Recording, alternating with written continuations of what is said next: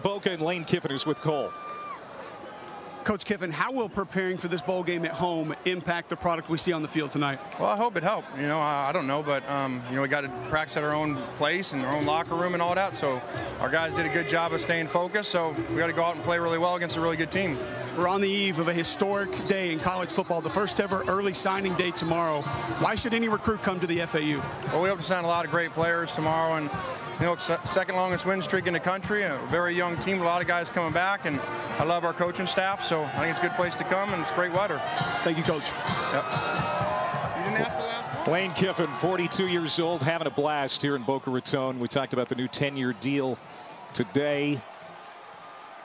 Brought in 37 new players. Top recruiting class in Conference USA, and really in a short time has created a championship attitude. They're going to try and win a bowl game here tonight. Akron won the toss and elected to defer. By the way, the coin toss, Bobby Bowden and Howard Schnellenberger out there for it. Terrific to see both of those gentlemen here tonight. This is Jalen Young on the return off the kickoff from Nick Gasser. And a pretty good one, too, out close to the 35-yard line. And that's where the Owls are going to go to work. Jason Driscoll and this entertaining and fast offense, which averages nearly 40 points per game. Driscoll was the #3 quarterback, but Daniel Parr was ineffective. DeAndre Johnson had some health issues. Brother Jeff played quarterback at Florida and Louisiana Tech, of course, now an injured reserve in the NFL with the Bengals. The offense really took off when he became the starter week 4, and he is very smart. We've talked to him, an engineering major.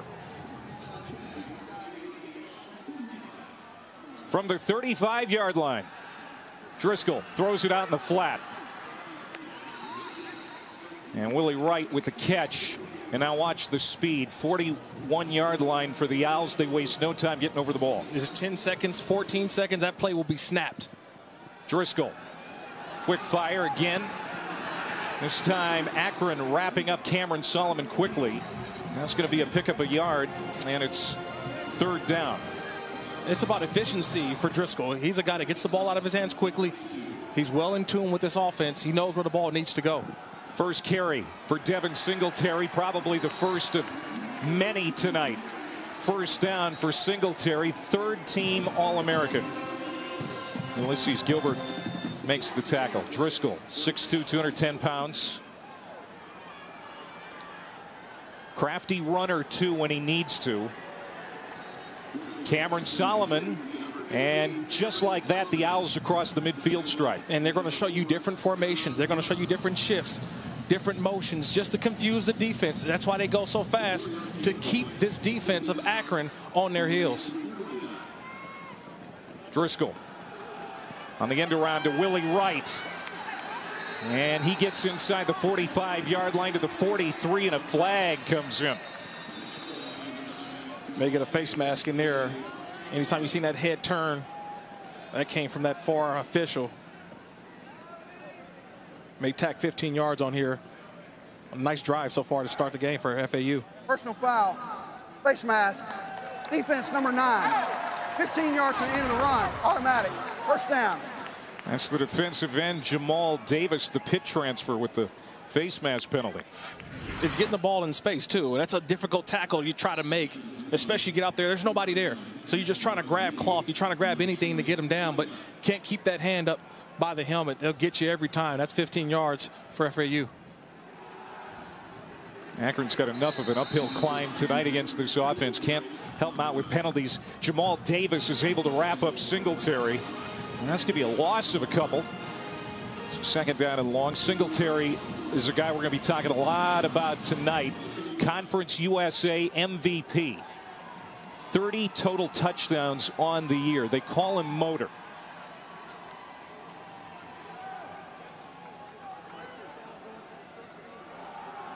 And they give him the deep handoff, gets close to the original line of scrimmage, and that's where he's wrapped up. Good job by this defense under Chuck Amato. It's Brian Bell, the Sam linebacker, with the stop, and it's going to be hard to bring this guy down to the turf all night. Yeah, it's going to be hard to substitute already. Ball snapped. 3rd down and 11, sliding up in the pocket as Driscoll gets to the outside, nowhere to run. And he is brought down short of the 25-yard line. That's a terrific job by the Akron defense, trying to get a substitution in, being able to get Driscoll to the ground. They try to create confusion. That's what FAU tries to do. But a good job of recovering the Akron defense, forcing a 4th down situation. And Lane Kiffin thought long and hard about it, but he's going to run Greg Joseph, the field goal kicker, out there. This is a huge win for Akron on the opening series. Kiffin absolutely hates kicking field goals. Yeah, Chuck Amato's defense with a stop here. 44-yard attempt for Joseph, 15 of 19 on the year. Native of Boca Raton. No good. Chuck Amato's defense with the stop. Terry Bowden Zips are fired up.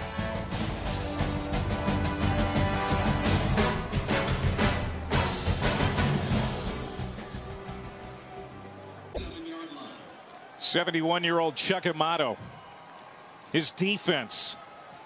They've surrendered a lot of yards this year, but they hold the powerful FAU offense off the board. A 44-yard missed field goal on the opening series for the Owls. Manny Morgan in the first carry for the Akron Zips on their first possession. Cato Nelson. His grandfather Rudolph gave him that nickname when he was a youngster. The redshirt freshman from just down the road in Hollywood, Florida, won a couple of state championships here. FAU wanted him really bad, Kirk. But he turns up on the other side tonight, starting his 5th straight game, and he's matured a lot in about a month and a half. Yeah, he's the future of Akron football. This is the quarterback that they're grooming, that they feel is going to be here for the next 3-4 seasons. And he throws a pass across the 45-yard line that's snagged by Austin Wolf, a big veteran receiver for the Zips. With each play, you can kind of see Cato Nelson growing and growing. That pass right there, that's a confidence booster. He completes the first one, but it's really what he can do in the running game. He is an extension of it. So not just the running backs, it's got to watch Nelson as well. But that pass play kind of gets him going early, gets this offense jump started. After the gain of 12, it's Manny Morgan again. And just like that, Akron is across the midfield line. Jalen Young, the strong safety, making the stop. It's a spread offense for offensive coordinator A.J. Milwee. 329 yards per game, near the bottom of the FBS in total offense. But so far, so good here on this opening series for Akron. Yeah, much different style of play. The pace is a little bit different than FAU. They slow it down a little bit, scan the defense, pick the right play. Nelson stepping up in the pocket, finds a big seam. And he's going to have a first down. Cato Nelson is going to have to be a part of the run game tonight. When we talked to A.J. Milwee this week, he said we have to count on his legs to sustain drives tonight. I talked about him being the extension of the running game. If something's there, he's going to take it. He's going to drop back, look at his first option, go through his progressions. If it's not there, this is a young quarterback. Very happy feet. But if he can get 10 yards, he'll go grab it. Look at first down for Akron. Play fake, rolling out. Nelson scanning, throwing, and it's underthrown. But the catch is made by A.J. Coney.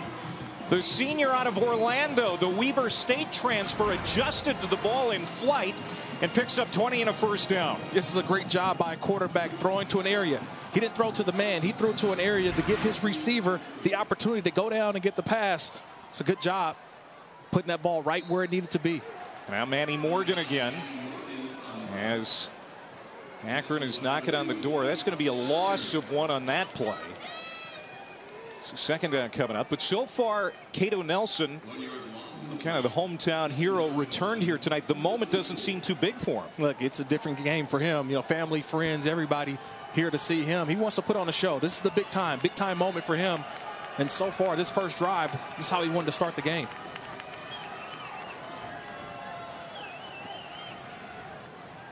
Second down and long. Morgan right up the middle. Let's go down to Cole.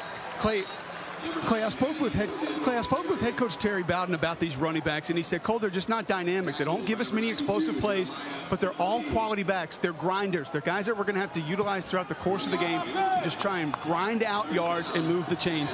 This team is 117th in the country in 10-plus yard rushes this season.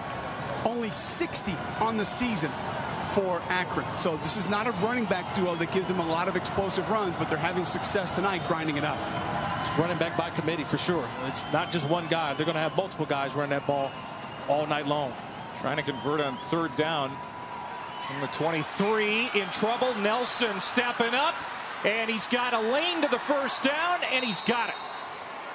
And a handful more inside the 10-yard line. A pickup of 14 for Cato Nelson. That's just a terrific job. I want you to look at the running back number 9, Manny Morgan. He just got a little bit, a little piece, a little block there.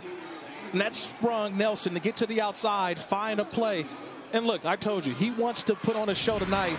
Little juke outside, get inside. This Akron offense has looked totally different since he's taken over at quarterback. That's one of the reasons why those type of plays from Nelson. The starter, Thomas Woodson, was suspended for violation of team rules. The offense has been in his hands since. 9th play of the drive. He slings it, and it's incomplete.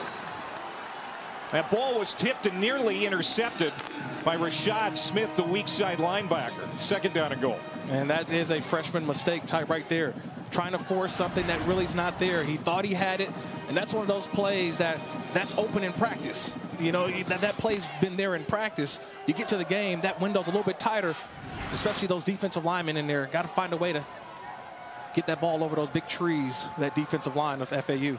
First incompletion of the game for either quarterback. They go back to the ground game, and being swallowed up is Manny Morgan. Stephen Leggett, the defensive tackle, is jacked up after making that stop. So now 3rd down and goal to go. And we saw Akron's defense earlier make the stop in the red zone, kind of keep FAU, hold them to a field goal. Same situation here. FAU's defense trying to make a stop down here. Going to give up yards, but you got to keep a stop, keep them out of the end zone. Chris Kiffin, the defensive coordinator for FAU, says it's a bend without breaking type of defense. Try not to break here on the opening series for Akron. Nelson is clobbered. Hit not once but twice. Finished off for a big loss. Hunter Snyder, the 6'7" defensive end. Also Jeremiah Tolini, the D tackle, in there. Oh, you're going to see an amazing TE game. That's the tackle going outside to inside. And it's just a tremendous stunt by that defensive line. You force the Akron offensive line to have to communicate. And if you don't communicate, that's how you get your quarterback killed. A terrific job of that defensive line working together and corralling Nelson for the big sack. 38-yard field goal attempt for Nick Gasser. No. He pushed it to the outside. Nick Gasser.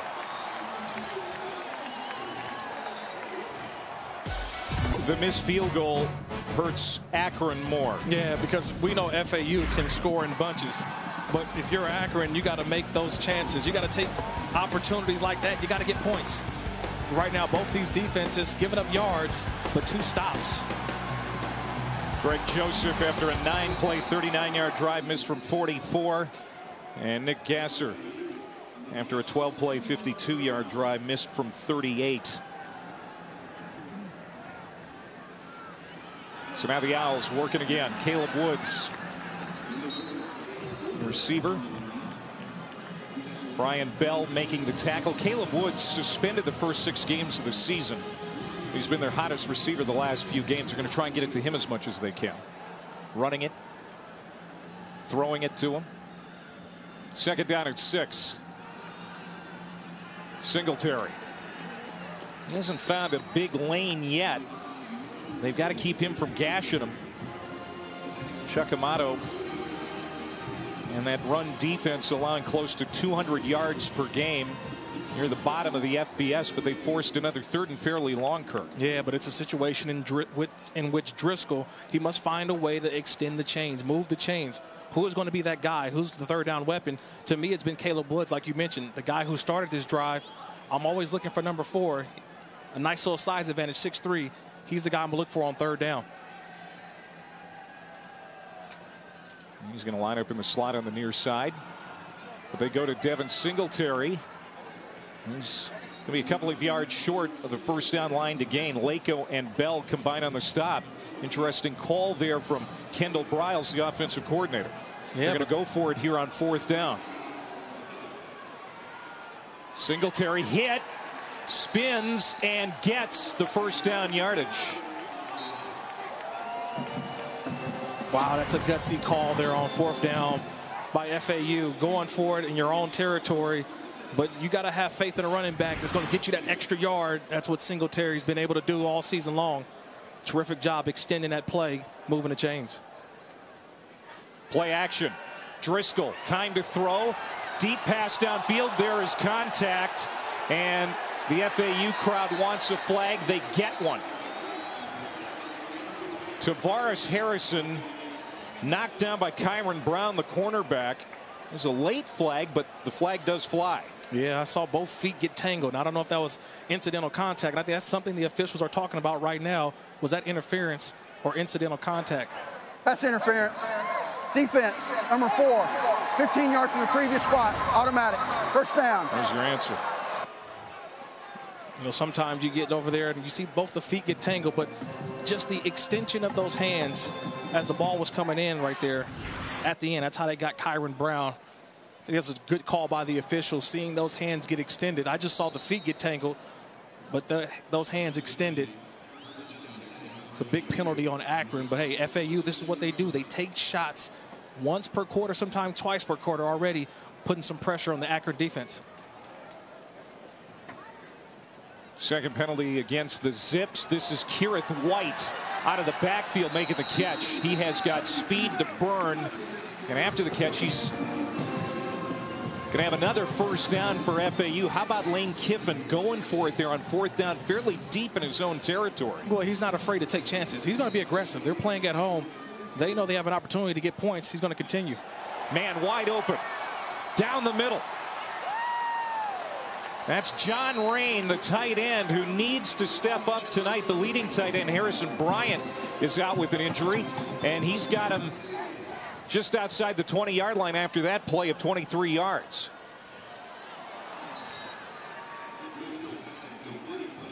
And that's going to be caught by Wright, but he's knocked down for a loss of a yard on the play. They snap the ball at about every 15 seconds. They waste 0 time.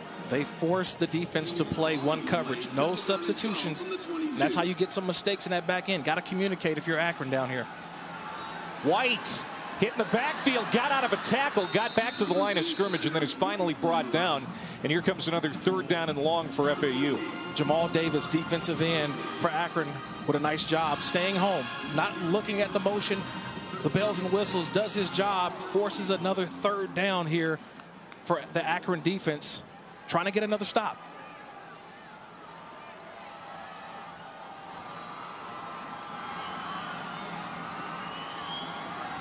The offense catches its breath here. Takes some time off the play clock. Man wide open. Caught at the 6 by Woods. First down, goal to go for the Owls. I think if I get one-on-one down here by the in the red zone, I'm going to throw up to Woods as much as I can. I know Kendall Browse, offensive coordinator, definitely likes that matchup. Driscoll rolling out. And in trouble, brought down at the 9-yard line. Good pursuit there by the Akron defense, led by Jordan George, the strong safety. This is one of the negatives on a spread, fast-paced offense. You get down here where their 10-yard line, the field is now condensed. So you're not a lot of room for those plays to work. This is where Akron can now do a little bit more pressure. He can play up at the line of scrimmage and contest those screen passes and those throws to the outside.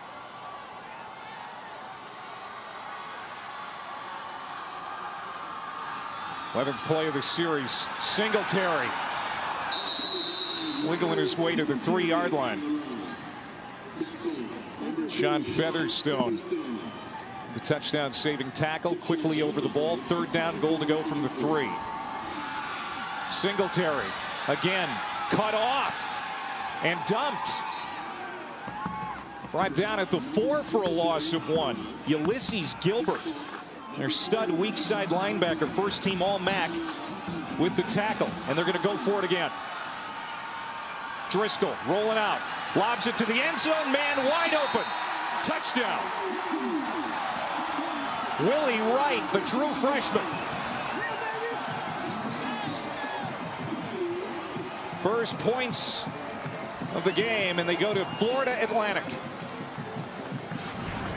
This offense is fast, fast, fast, and you get in a situation where I think everybody in the ballpark is thinking Singletary, but then all of a sudden you get a streaking receiver in right, a true freshman streaking to the back of the end zone. That's an easy pitch and catch for Driscoll. Joseph tacks on the extra point. So their second series for the Owls bears fruit. Here, 13 plays, 79 yards on that series. It is the rookie Willie Wright with the touchdown grab. 56 points scored in the first quarter of games this year, second most in the FBS. And after a failed opening drive where they missed a 44-yard field goal attempt, they get a 13-play, 79-yard touchdown drive. Short kick. It was out of bounds. Penalty on Greg Joseph. Not exactly sure what he was trying to accomplish there. Lane's out here putting on a show. That was an onside kick, trying to get Akron on their heels a little bit. Remember, this is a bowl game, so you get these kids have been out here. Kick out of bounds. Kicking team. Akron has accepted penalty 5 yards from the spot that the ball went out of bounds. First down. You try to get some of these guys napping a little bit. These kids been out here all week. It's a bowl game, kind of relaxed, and you know your job on kickoff return is wait till that ball's kicked. That time, FAU almost got one. Ball was out of bounds, but Lane Kiffin already, we've seen him go for it twice on fourth down. That onside kick, very aggressive so far to start the game. Yeah, the 2 fourth down calls, terrific execution for the Owls to convert. But now they've given Akron great field position with the freshman Cato Nelson at quarterback. He's been good on his feet so far, a couple of yards here. Rashad Smith making the tackle. Last year's team for Florida Atlantic averaged 26 points per game, gave up 40. This year it's basically flipped. The defense allowing just 24 points per game, while the offense is scoring close to 40. Now, Akron looked pretty good on the opening series, but the Zips also with a missed field goal. Complete. Got it for 35. For Sean Bickley. Just short of the first down. Third down and about a yard here in the final seconds of quarter number 1. If FAU is going to play this zone defense the entire game, I think this gives Nelson an opportunity to scan the field, find the open window, and throw. He's had 2 successful throws like that already. Timeout. FAU as Manny Morgan stepped back into the Wildcat position. First timeout of the half. FAU. This will be a 30-second timeout. So with 3 seconds to go before the end of the quarter, FAU calling a timeout.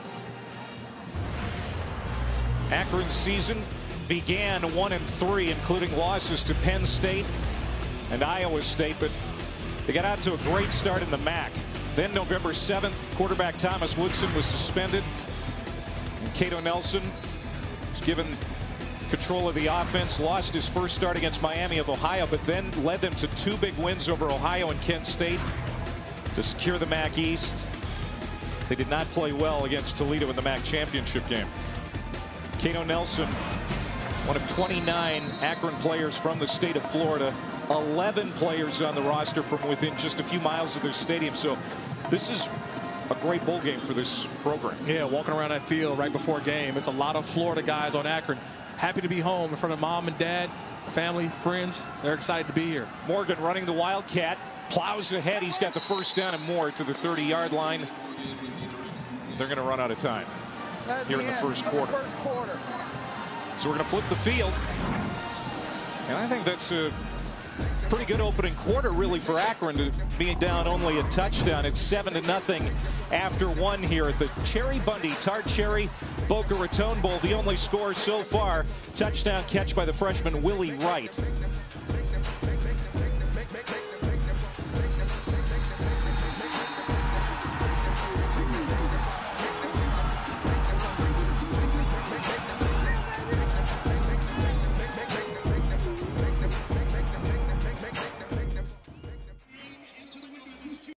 Boca Raton Bowl is part of Capital One Bowl Mania. Clay Matvick, Kirk Morrison, Cole Kubelik, and our crew back here in beautiful Boca Raton. Akron coming into this game more than 3 touchdown dogs. They're only down a touchdown, and they have the ball at the 30 of FAU to start quarter number 2. Ken Edwards motions out of the backfield, and Cato Nelson is crunched at the 39-yard line by Aziz Al-Shire. Top tackler in Conference USA. Just blasted Nelson. Now, we were just talking about it. If I'm Chris Kiffin, defensive coordinator for FAU, I may go more man coverage because I got a linebacker that can do everything. Sideline to sideline, and Alshire coming through scot-free, making a play, and this is what he's done all year.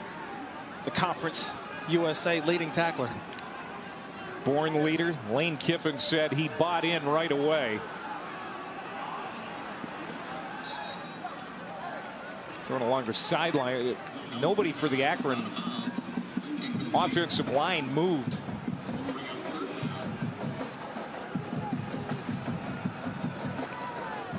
Not sure why there wasn't a offside call there. Yeah, here's another look. One of those weird plays. Not everybody on the same page. I think it was the center just trying to snap the ball. Thought he would get an offside penalty from a encroachment, but the officials didn't see it that way. A bad play for Akron. Yeah, Stephen Leggett looked like he was offside. That's what the Akron center thought. And now we get penalty flags. Prior to the snap, first charge timeout of the half, Akron. Akron got a timeout. This will be a 30-second timeout. Play clock expired.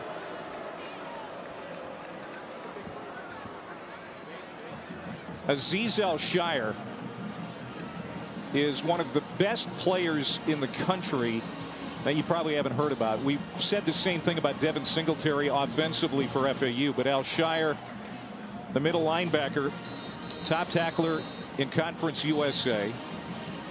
And he has 2 brothers who live with him right here on the FAU campus to ease the burden on his mother. He's been struggling financially in Tampa. He has 7 siblings. He has taken 2 of them on. And you talk about leadership.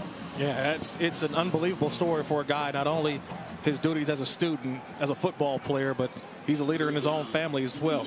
Being a father figure to his brother, and then coming out here, the guys on that defense, on this team, they look at him totally different, much more as a big-time leader and as a coach. He's doing it on the field and off the field. 3rd down and a ton. And it's incomplete. Ooh, and a targeting call most likely coming here. Andrew Sorrell lowered his shoulder, the free safety, and blasted the receiver. Yeah, that one's Van Edwards is trying to shake it off. That's targeting if I ever seen it. It's just an uncalled for, a defenseless receiver. The ball's already thrown. Following the play, personal foul, late hit with targeting, defense, number 14. 15 yards from the previous spot, automatic. First down, previous play is under further review. I don't think this review is going to take too long. I think Sorrell's probably played his last play in this game. I mean, that's just deliberate right there. That's the helmet-to-helmet contact above the neck, above the shoulder area. I don't think this replay's got to look at it too long. I think Sorrell's played his last play in this game. David Almond is the replay official tonight. It's a Sun Belt Conference crew. Steve Shaw, the secretary rules editor for NCAA football, is up here in the booth with us. He gave us the thumbs up. He believes this is going to be a targeting call as well. Andrew Sorrell, the junior free safety for FAU, likely going to be ejected from this game. The Owls secondary has been without Raquan Williams, starting cornerback, since midseason, out for the year with an injury. So their depth is a little bit of an issue in the back half of that FAU defense. Yeah, absolutely. And then now you going to be down one more guy, and he's an important guy. Watching him on tape all week long, he's a difference maker. He's one of those hard-hitting safeties, but that time you got to pull up, got to be a little bit smarter in that. And I think that's what Coach Kiffin is telling them there. You got to be a smarter player than that in that situation. You talked about it, initiating contact to the head or neck area of a defenseless player. When in question, it's a foul, and I don't think there's much question. Not only with the helmet, but also the forearm, fist, elbow, or shoulder. He got him good with the shoulder. Yeah. After further review, there is no foul for targeting. However, we still will penalize the dead ball personal foul. 15 yards from the previous spot, automatic, first down. So they've taken away the targeting. It's going to be the personal foul that stands. Even Steve Shaw here a little surprised by that call. Go ahead, Steve. So one of the things very important there, the call on the field was personal foul with targeting. So even though replay overturned this, we're still going to have a 15-yard penalty. The player's not disqualified from the game. Why do you think it was overturned? Well, the end zone shot looked high. The other shot, it was questionable. And replay obviously felt that there was not forcible contact to the head. But no question he was defenseless. So Andrew Sorrow is going to stay in this football game as he and the FAU Owls get a break. Steve Shaw, Secretary Rules Editor in the NCAA college football, is up here with us. Nelson hit and dumped. Loss. About 4 yards on the play. Second down and about 14 coming up. Chris Tooley, the cornerback, got out there. It's a huge break for this FAU defense. And now they got to figure out how to stop Nelson. They've blitzed him a couple times, but he's going to be the main factor for Akron on offense. He's already using his legs, but it's time for him to start using his arm a little bit more. Completed a couple passes, but he's got to get the ball down the field. The 5-6 yard runs are great, but getting the ball down the field is how they're going to score points today. Nelson keeps it on 2nd and 14. Inside the 15, down to the 14-yard line. Al Shire, another tackle. Let's go down to Cole. Well, a flag comes in late on that play, Clay, but watching Brandon Council, 56, the left guard for Akron, Terry Bowden telling me that he actually forced Steven Erickson's move to center coming into the season. They didn't expect him to be a starter, didn't expect him to take that left guard position. He did. Thus, the veteran Steven Erickson was moved to center before the season. Nice job by the redshirt freshman. Defense, number 2. Half the distance to the goal, automatic. First down, that is number 2. First unsportsmanlike foul. Yeah, Cole, and now an unsportsmanlike conduct call on Al Shire. So penalties have been the worst enemy of the Owls on this drive. Second 15-yard penalty on this series. On the 6-yard line.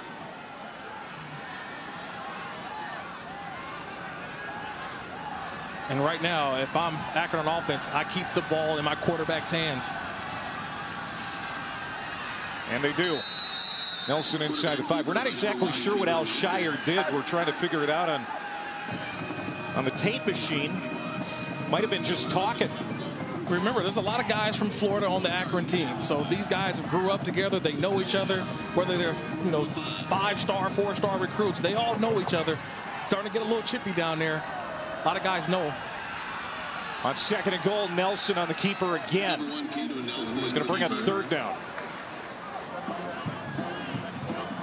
Guys, I can tell you down here at field level, a lot of chatter, a lot of talk, some pushing and shoving after almost every play. This Akron coaching staff has been verbally trying to tell their players, back off, don't get engaged, don't try to get involved in any extracurricular activities after the snap from their sideline. That's got to be hard for some of these guys. Like you said, they know each other so well. 11th play of this series, Akron had to settle for a field goal attempt on its last drive. And they may have to again as Morgan is corralled and brought down to the turf by Inter Nicola, the senior from Pembroke Pines. No, I don't like it. I think you go for it here. You've already seen what Lane Kiffin and FAU have been trying to do. They want to score. They want to score touchdowns. I think threes in this game are not what you want if you're Coach Bowden. You go for it here. At least keep FAU down there in its own end zone and force them to have to go a long way to score.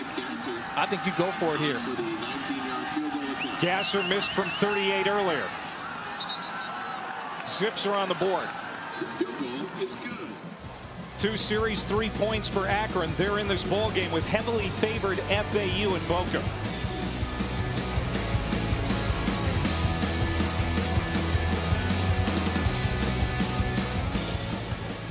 times FAU can score in bunches. You get the 3, that's great, but in a bowl game, I'm trying to get 7s. Gasser to kick off his 19-yarder moments ago. Going to get to the end zone. And FAU will start at the 25. Akron and FAU first ever meeting, and it showed at the press conference. So we are the Akron Zips, which is our mascot, the kangaroo, which is zippy, that comes from actually a zipper that came from a boot. And there's live kangaroos in Akron? No, but I mean, I don't know. There's no elephants in Tuscaloosa. You know the deal. For some reason, people do crazy things. People do crazy things. Lane Kiffin has just a knack, I'll tell you, to make people feel a little bit uncomfortable. He's one of the great follows on Twitter, man. Oh, he is. He is definitely feeling at home. He's comfortable down here in Boca Raton.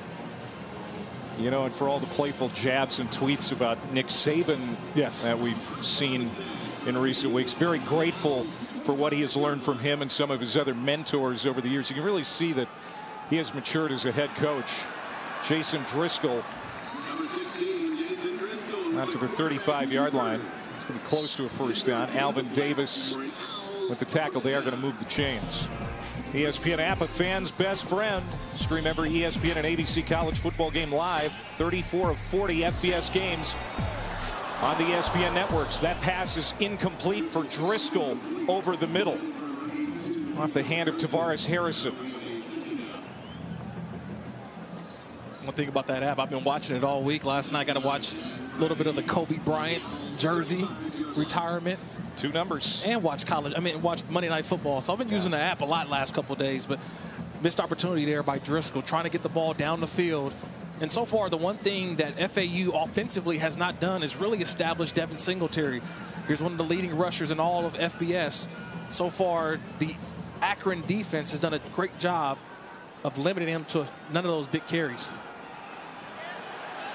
Taking it to the outside is Kerith White. Boy, he's been more effective on the ground tonight so far than Devin Singletary. That's his 3rd carry. He's got over 20 yards rushing. Singletary 8 carries, 17 yards. Caleb Woods on that touch to the 44-yard line. Gilbert with the stop. This is what they do. They try to make you go east and west, and once you think they're going outside, they hit you with the play over the middle. That's why they go so fast. Driscoll pumps to the outside. It's complete. Woods, first down and more out at the 33-yard line, where he's hit hard by Jordan George. It's a nice job by Driscoll. He faked the screen. Then he tried to fake like it was going to be a post down the middle of the field. The defense overreacted, and he came back to the flat, wide open. That's the progressions by Driscoll. This is the reason why he took over as starter earlier in the year. They thought he was more effective for this offense, and you're seeing why. He's able to make the progressions. He's able to check the ball down, really in tune with this offense.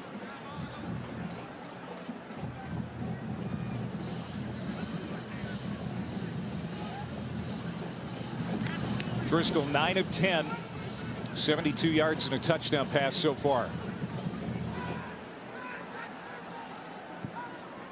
7-3 Florida Atlantic. I think they're trying to set the chains over there. There's the marker, the first down marker. Set it. Ready to play now.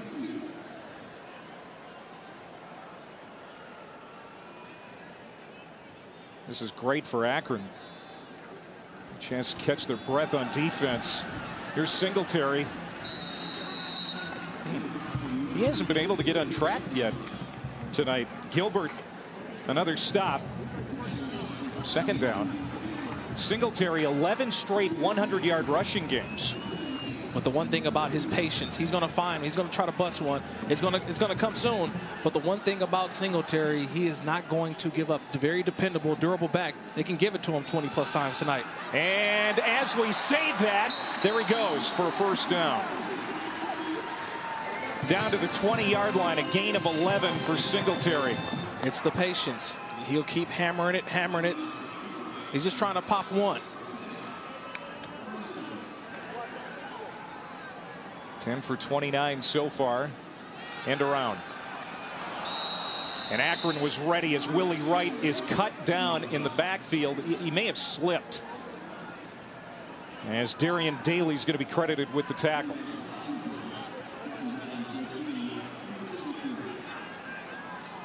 Second and 13 to the outside. Wright on the screen. Penalty marker down as he trots out of bounds at the 22.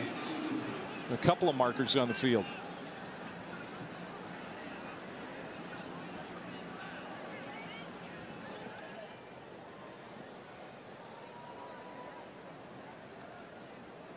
Kevin Stein and the officials talking about it.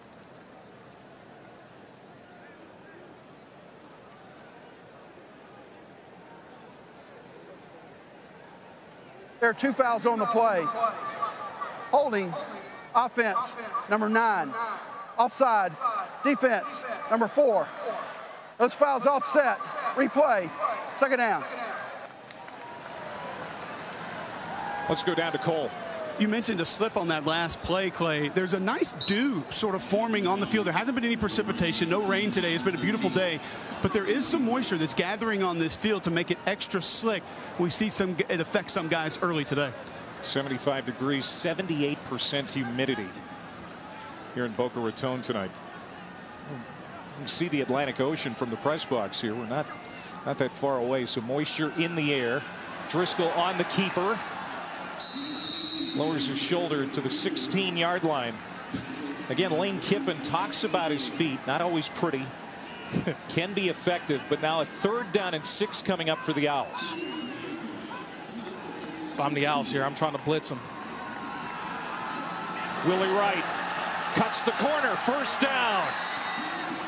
Boy, the freshman has had an impact on this game here in the first half. Yeah, John Locko, the defensive Mike linebacker for Akron, loses contain, and sometimes you don't know the speed until you're out there on the field. You watch it on tape all week long, and the guy looks fast, but we've seen so far the true freshman Willie Wright, just how fast he is getting to the outside, turning it up, already with a touchdown so far, but getting the ball in his hands early. We've seen Kendall Browse, offensive coordinator, definitely wants to utilize Wright tonight.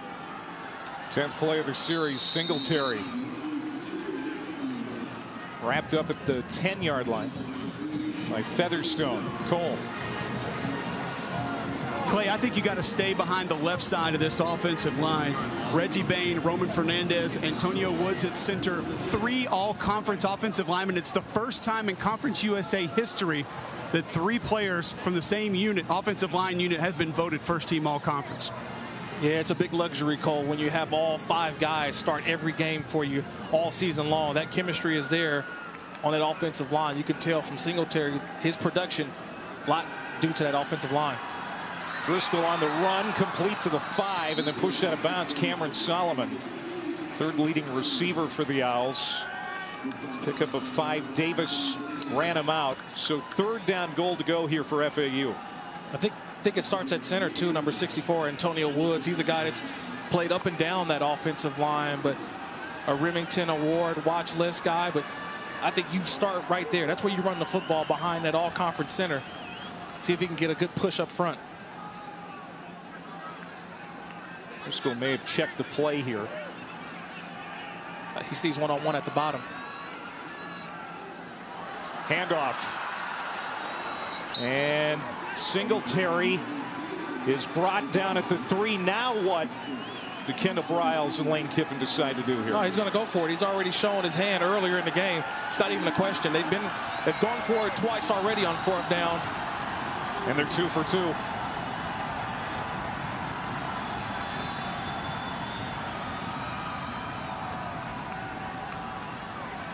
He's got one-on-one on the outside with both wide receivers. Driscoll's going to keep it himself, and he marches into the end zone. Touchdown, Jason Driscoll.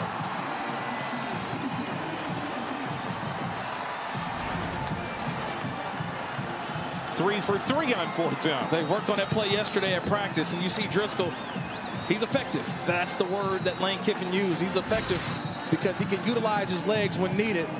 Everybody's keying in on Singletary down there inside the 5-yard line, but you can't forget about the quarterback. He walks in untouched. Another 4th down conversion for FAU. This is the reason why I said you got to go for touchdowns if you're Akron, because FAU can score in a hurry.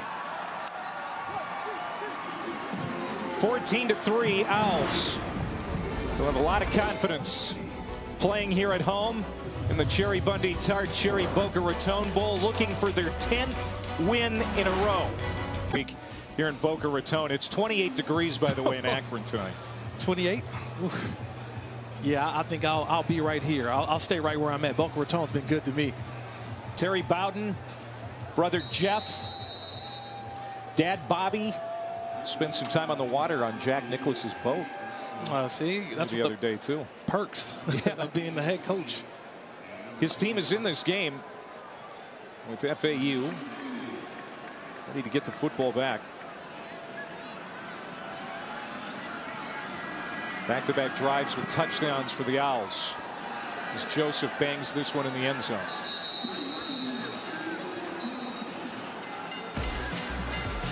.538 to go before half.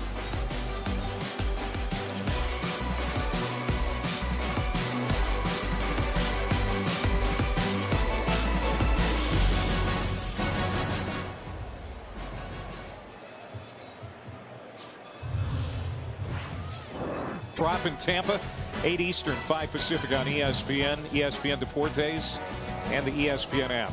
FIU finished second to FAU in Conference USA under Butch Davis. Cato Nelson throws complete out across the 40-yard line. That catch by Quadarius Smith, his first touch, but there's a penalty flag. Gain of 17 for Akron. Ineligible man downfield. Offense. Number 59. 5-yard penalty. Still first down. Left tackle Trevor Brown. Yeah, it's one of those things, like, they need to drive here if you're Akron. You need to find a way to get the ball down the field, but also you don't want to give the ball back to FAU. You look at that clock, 5:32. Try to find a way to sustain a nice little drive, get points, but definitely try to play keep away from FAU, who scored on their last couple drives. Yeah, Terry Bowden said that over and over to us on the call about sustaining drives. Nelson slides ahead back to the original line of scrimmage, to 25. Let's get an injury update with Cole. Clay, the Akron Zips are going to have to manage this drive without running back Van Edwards. He was carted off the field. His right shoe was removed. He's been taken to the locker room for further observation. Okay, we'll have to keep an eye on him. Yeah, it's going to be on Manny Morgan now. Yeah, the dual threat running back combo. One guy goes down. Now it's going to be all on Morgan. Have to carry the load for Akron. Pass is complete, and shedding a tackle is Austin Wolf. He'll be about a yard shy of the line to gain, so 3rd down coming up. It's interesting to note too that Van Edwards was the guy who took that hard hit from Andrew Sorrow, originally called a targeting penalty. It was reversed. I don't know if that's anything to do with the injury. Considering his shoe was off, maybe not. Manny Morgan in at the Wildcat. And he keeps for another 1st down. That's the 2nd time he's done that. Yeah, it's a terrific job because he knows where he's going. He's a downhill runner. That's the one thing about Morgan. He's not going to dance in the hole. Once he gets the football, he's going full steam ahead. And that's a big 1st down for Akron. Not only does it keep the chains going, but it keeps the FAU offense over on the sideline. It's a big drive here for Akron. Try to get points. Under 4 minutes to go. 1st down and 10. Play fake. Nelson, the catch made just shy of the 50-yard line. That's Trayvon Chapman, their #1 receiver. He started 3 games at quarterback last year. Moved to wide receiver in the spring, and he's been really good. 1st down, Akron. Excellent throw by Nelson. Just the timing throw. Just put it out there. Let your guy get it. Make a play. Extend the drive. Morgan again. Spins. Stretch to the outside. Great pursuit by the defense. Now can they catch him? And they finally do at the 43. Great effort by Morgan to try and get away, but You can hear the jawing going on down there. I had a coach used to always tell me to know when the journey's over. And sometimes you get these backs and they continue to fight. And you like that, but at some point you got to go down. 6th tackle for loss for the Owls defense under Chris Kiffin. They've been very aggressive today, just getting off the ball.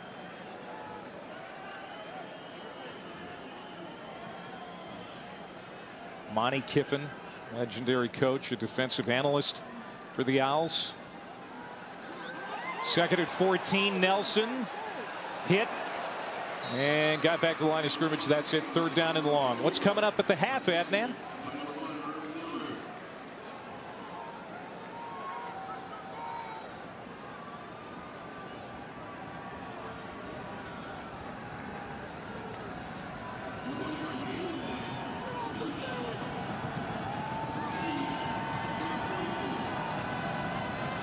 All right, thanks, Adnan. 10-year deal for Lane, man. That's huge, especially a game like this. A lot of people, a lot of eyeballs on FAU tonight. And just ahead of the early signing period tomorrow, A.J. Coney the catch. And he gets to the 47-yard line of FAU. It's going to bring up 4th down. Timeout. Owls. 2nd charge timeout of the half. FAU. So you know what the Owls are thinking. They're trying to get this ball back. Timeout here in Boca.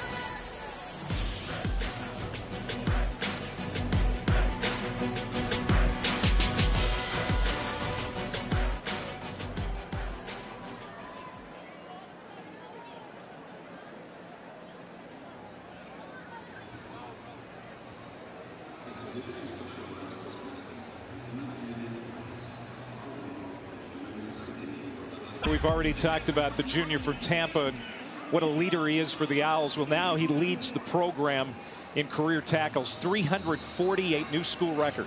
Oh, he's a difference maker, and he got injured earlier in the year versus Bethune-Cookman. Didn't play at Buffalo. That was the game that they lost in conference, well, right before conference started. Ever since he's been back out there, a different defense play by FAU.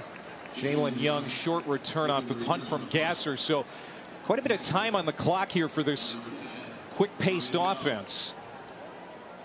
Friday, December 29th, we're going to have the Goodyear Cotton Bowl Classic from AT&T Stadium in Arlington. Number 8 USC squaring off against number 5 Ohio State, 8:30 Eastern on ESPN. Ohio State, of course, winning the Big Ten championship, got left out of the playoff. Committee taking Alabama. And both of the schools coming from conferences that were left out of the playoffs. So something to prove here in the Cotton Bowl. USC, former school coached by Lane Kiffin as well. They won their conference championship as well, Pac-12 champions.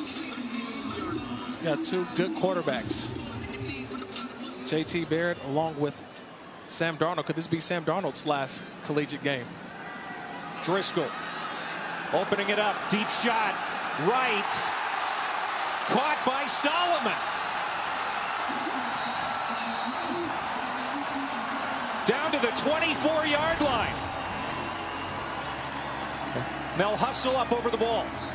You just throw it up and you hope your 6'2", 205-pound senior goes up and gets it. That's Solomon making a play. Driscoll caught by Singletary. Looking to get to the outside, and he spun down at the 11, kept in bounds by Alvin Davis. With 1 minute and 4 seconds to go. It's crazy to think that this team is in regular offense. This isn't hurry up. This is their regular offense. They're used to going at this pace. 1st down and 10 from the 11. Driscoll keeps it again, and he'll get to the 6. Wish you could see the defense as they watch Singletary. All eyes go to Singletary, which gives those lanes for Driscoll to keep it and get some yards. Singletary. Touchdown, Owls. Shifty moves by the sophomore running back, Devin Singletary. And that's a Conference USA record. His 30th rushing touchdown of the year, breaking Kevin Smith's old record, who is now, of course, his running backs coach here at FAU. Here's the guy that just is never denied the end zone. When he sniffs it, when he smells it, he just knows where he needs to go. He's got to get there. That's Singletary. That ball in his hands, he just will never be denied. Forcing his way across the goal line. Good use of timeouts on that last Akron series to preserve time on the clock for FAU. Not like they need a ton of it, but they're able to score a touchdown, Kirk, in 58 seconds. Yeah, but it was because of the Akron offense stalling. You can't give this ball back to FAU. They're clicking now. They're sort of a slow start, but you've seen them over the last couple drives hitting big pass plays in the running game. A lot of it not because of Singletary. It's been the quarterback. Driscoll, he's been able to get those positive yards, keep the defense on their heels a little bit, and now this is where Singletary starts to take over the game. Number 11 for Akron has changed jerseys and is now number 99 for the kickoff. Number 11 is now number 99. There's his running back coach, Kevin Smith, the former UCF great. That's an embrace of a coach who understands it. Kevin Smith, a terrific running back in his day, Cole. Guys, he actually padded up during bowl practice. He put the helmet and shoulder pads on because they were low on backs and didn't want to beat up their regulars. Got out there and took it to the defense a little bit. Kirk, can you imagine reliving the glory days like that? No, I let these kids have it, Cole. I'm done. I'd be done after one play. One play. I give you one red zone play. That's about it. You better give me an ambulance after that play. One red zone kick play. Through the end zone, and Akron will have 37 seconds to work with. But Devin Singletary's name is on this list, which includes Monty Ball and Barry Sanders. That's impressive. Well, the night is still young. We're not even at half yet. He's still going to have some more carries throughout the night, but just an unbelievable season for a sophomore running back. If you didn't know who Devin Singletary was before tonight, just remember, hopefully we get 2 more seasons of this kind of production from a 5'9", 200-pound running back, one of the most durable players I've seen, and his coaching staff, that's all they rave about. One of the best practice players they've ever seen in college football. Akron running out of time here in the first half. Morgan on that carry. Al Shire another tackle to add to his record. But FAU, you said it, a little bit of a slow start in this ball game, but they've moved it on every series. The missed field goal on the opening drive, but now 3 straight drives that have resulted in touchdowns. You know, I go back to Akron down here inside the 5-yard line, kicking the field goal. I thought they should have went for it, and now you're down 21-3, head into half. That's a steep hill to climb. Time's going to run out here on Akron. 21-3 here in the first half. 250 yards of offense for Lane Kiffin's Owls. Halftime here in Boca. Let's head to the studio with Adnan, Booger, and Greg.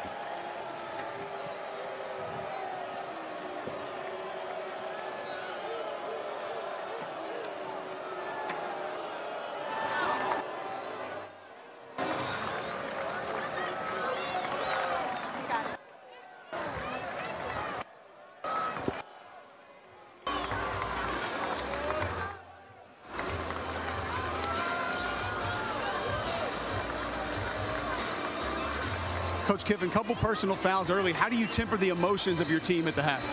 Yeah, we're not playing very good. We're not playing discipline. You know, we missed an easy field goal, and we have an onside kick that we worked on all week. You know, how they line up, and we kick it out of bounds, and 2 personal fouls. So we've got a lot of work to do at halftime. This game shouldn't be this close. What's the message to your team in how to repair that sloppy play? Well, get better and do things right. Do what got us here. You know, a conference championship game was 35-0 or something. Half this game should be just like it. So we got a lot of work to do. Devin Singletary punches one in just before the half. What does he mean to your football team? Well, it's good, you know, that you can have confidence. I think we got 4th and 2 and a 4th and 3, you know, and another conversion backed up on the -25. Do we go for it? You know, that's not usual unless you believe in your players. Thank you, Coach. All right, thanks.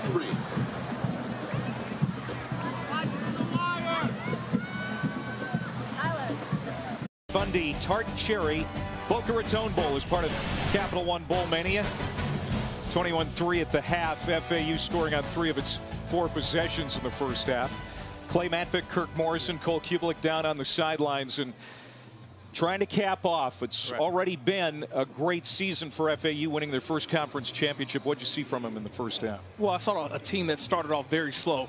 But then all of a sudden, the aggressive play calling of Kendall Browse and Lane Kiffin going for it on 4th down 3 different times. They're 3 for 3 so far. I think that's what's put the points on the board, is them being aggressive on 4th down. I thought Driscoll was really good in the first half as well. Yeah, he was amazing. He became the star of the game so far, with Singletary, the running back, being bottled up. Akron's going to have it here to start the second half. Just 122 yards of offense in the first for the Zips. They'll start at the 25. Let's go to Cole. Clay, I spoke to Terry Bowden on the way back out to the field. He said offensively, outside of not having enough possessions, the game is going about the way that they want to. He said the bottom line is, Cole, we have to get the FAU offense off the field. They haven't punted. Defense has not stepped up in critical times, and got to punch the ball into the end zone. They've had multiple chances to come away with more points. He said if that happens, he feels like they're about where they thought they would be in this football game. Yeah, your former head coach, Cole, and I think Akron missed an opportunity, Kirk, on that opening series where they didn't get that field goal. I think they could have gained some momentum there that may have carried through the balance of the first half. They just missed it. And Manny Morgan get the first touch here of the second half for Akron. Alshire, yet another tackle. He's got double-digit tackles already in this football game for Florida Atlantic, and a first penalty flag. I think we get a face mask here on Alshire. Probably a face mask. Foul. Face mask. Defense, number 13, 15 yards from the end of the run, automatic, 1st down. He had a 15-yard penalty in the first half. Yeah, we know he's going to be all over the field, but this is one of the best linebackers, I think, in college football that no one's talking about. He's all over the field. Here's a guy that Lane Kiffin has said, look, is going to be, I think, an NFL-type linebacker. That's Alshire. But this defense for FAU, they've done a terrific job so far. They've been variable, and they varied their coverages a little bit. They just got to stop Cato Nelson, the young redshirt freshman from Akron. 6 for 9 passing. He's going to try to throw here. And that is going to be complete to Trayvon Chapman, their top receiver. Picks up 5, so it'll be 2nd down and 5. Chris Kiffin, like Lane, his brother, and Kendall Briles, the offensive coordinator, he's made the most of a fresh start here at FAU. Yeah, been at Ole Miss the last couple seasons, and finally coming here, being at home with his brother, doing a terrific job of getting these guys to buy into his defensive scheme. He's going to bring up 3rd down and short as Nelson keeps. And he's not like Lane when it comes to social media. He doesn't tweet nearly as much. In fact, he said he's even thinking of muting his brother when it comes to the Twitter Yeah, thing. He's totally different, low-key. Talked to him yesterday at practice, and look, he's just about his guys coming in, playing hard, being physical, and they're a better tackling team this year than they were last year. Definitely a new step in the right direction. Manny Morgan on the Wildcat play. He picked up a couple of first downs in the first half for the Zips, but it looks like he's probably short here, as Alshire stepped up and kept him from picking up the first down. So 4th down near midfield for Terry Bowden Zips. And this is a call that Terry Bowden right now, he's going to go for it because he realizes how effective the offense for FAU has been. If you're going to be aggressive, you've got to find ways to get first downs, get points on the board, keep the ball in Cato Nelson's hands, the redshirt freshman quarterback. FAU went for it 3 times on 4th down in the first half. First time for Akron tonight. Did they get it? Well, it's going to be close. Jalen Young, the strong safety, got up there to make the stop, but not in time. That's going to be a first down for Morgan, who's quite a weapon in that Wildcat. Yeah, he's been very successful. He gets the ball, and he's just going downhill, gets right behind that offensive line. Cole talked about it a little bit earlier, Brandon Council, that left guard, being able to get a nice little surge on that defensive line of FAU. Morgan slipped a little bit. And we're going to get an FAU timeout. Correction. So Akron on the opening drive of the second half, trying to get back in this football game against Lane Kiffin's Owls. 12:26 to go in the third. Previous play is under further review.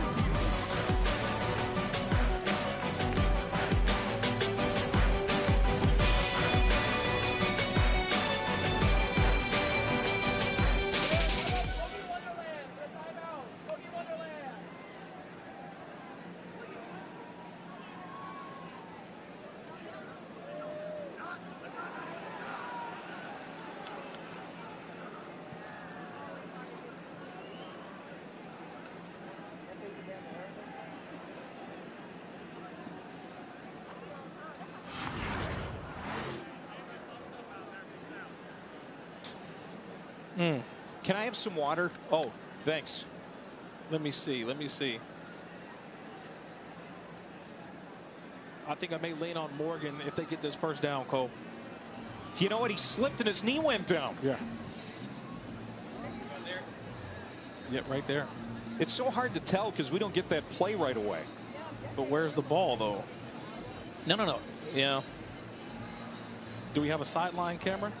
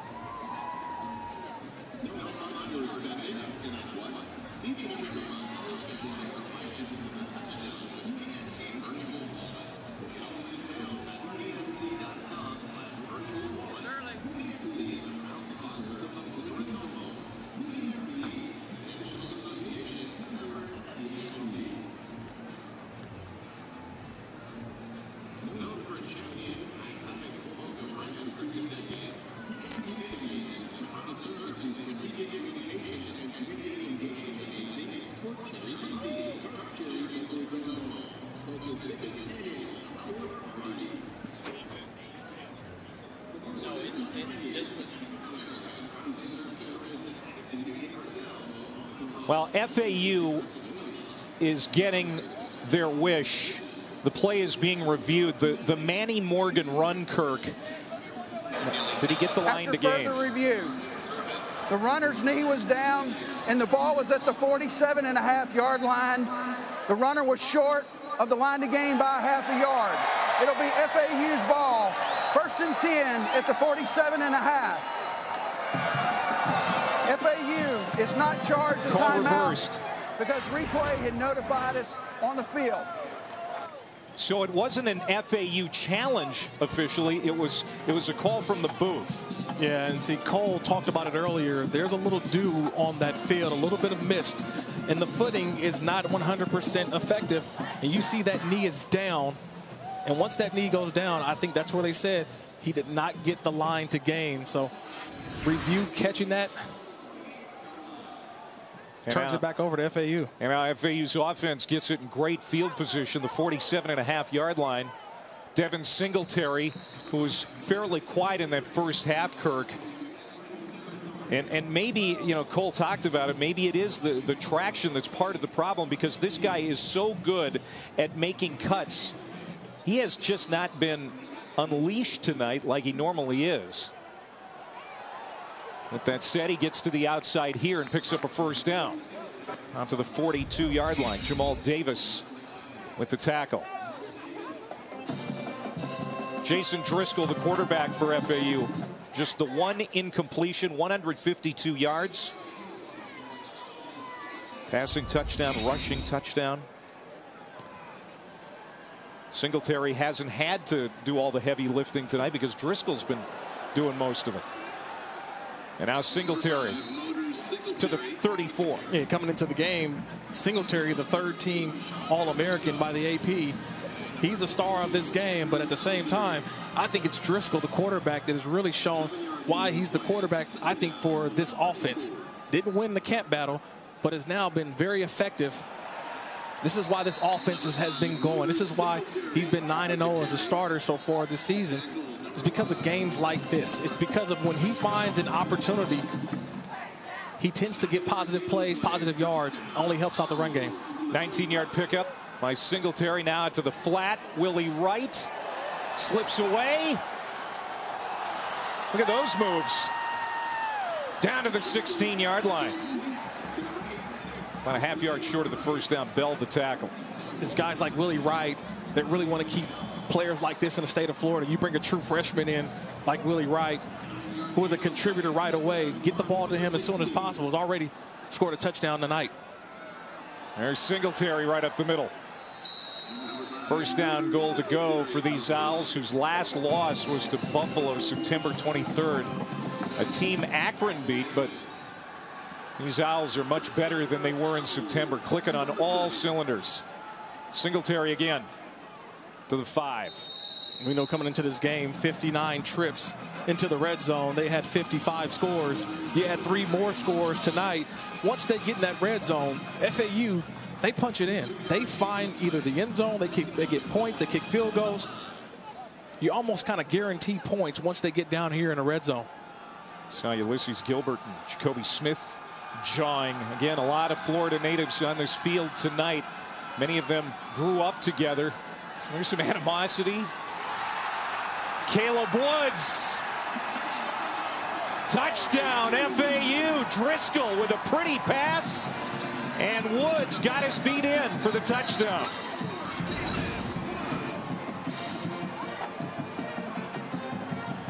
It's just a nice ball by the quarterback. They always talk about throwing it into the bucket. He's got 1 foot down. Oh, I see the ball move just a bit.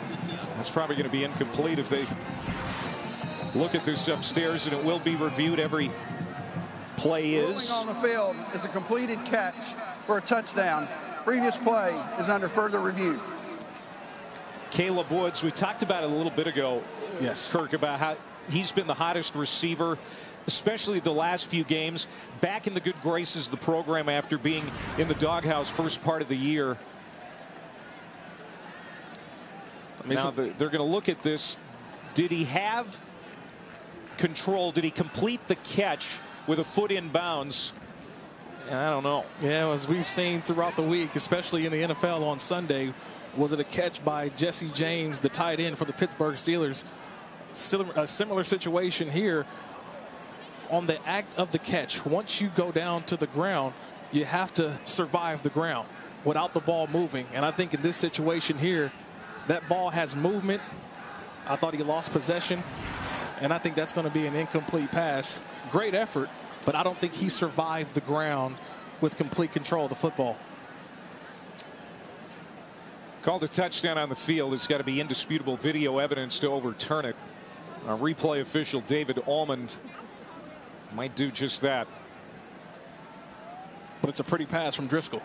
Pretty pass nonetheless. It's a pretty pass, and that play's been there for FAU all game long, one-on-one on the outside. After further review, the receiver did not maintain control of the pass all the way to the ground. Therefore, it's an incomplete pass.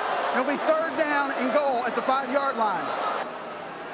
Last summer, Caleb Woods was involved in a off-campus scuffle, lost his scholarship, but was allowed to stay with the team as a walk-on. We were talking with Lane Kiffin, about him, and he said couldn't be prouder of the young man, how he stayed dedicated to the program despite the punishment, worked hard in practice, has earned his way back into the good graces of the team, and he has led them to what has been a great season in the receiving corps. Yeah, he stayed grounded. Not only just a receiver, they've given it to him on reverses as well. Missed opportunity there for Woods to get a touchdown tonight. But if I'm Kendall Briles, offensive coordinator at FAU, I go right back to him. 9th play. Play action. Driscoll to the 2. So it'll be 4th down as DeAnthony McGriff made that catch. Got to believe that Lane Kiffin's going again. Yeah, it's the 4th time they've had a 4th down situation. They're going to go for it. He's already shown his hand all game long. 4th down, go for it again. They're sending in a sub late. And now Driscoll turns around and is looking back to the sideline. Kendall Briles, the play caller. John Rain, the tight end. Touchdown. Devin Singletary spinning in to the end zone for his 2nd touchdown. 4 for 4 on 4th down. John Rain was the guy coming onto the field late before that ball was snapped. And number 30. Rain was going to have a big day. Their normal tight end, number 40, Harrison Bryant, he's out. But watch Rain as he comes in, leads, gets a terrific block. And you don't need much room for Singletary. He finds it. When he smells that end zone, he just will not be denied.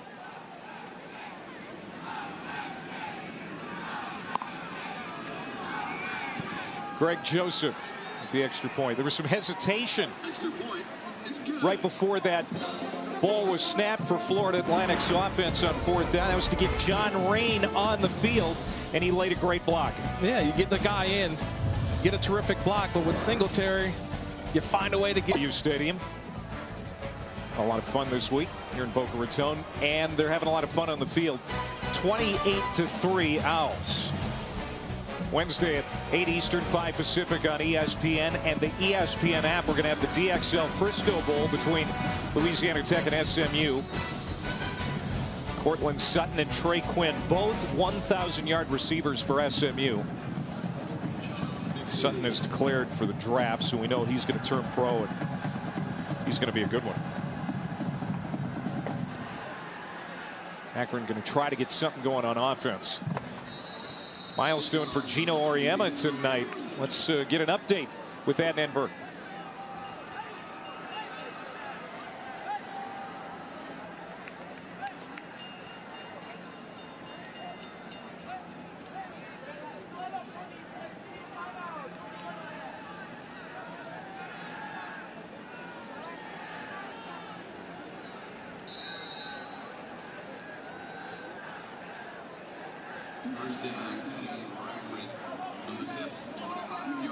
One of the great coaches, regardless of sport, Gino Auriemma.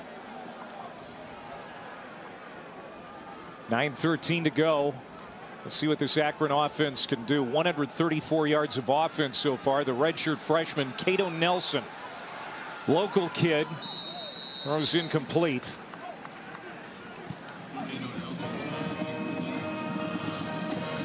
Terry Bowden, the former Auburn head coach. Bowl games 2 the last 3 years for Akron. His team went 1-11 in his first season. They've been competitive ever since. A hard time here in the second half trying to get back into this one. 8 wins a couple of years ago, won the program's first bowl game. Pass is complete. Trayvon Chapman is going to bring up 3rd down and fairly long. Cole. Clay, I dug up our 1996 Auburn team photograph. Pretty interesting photo. Obviously, Terry Bowden was our head coach.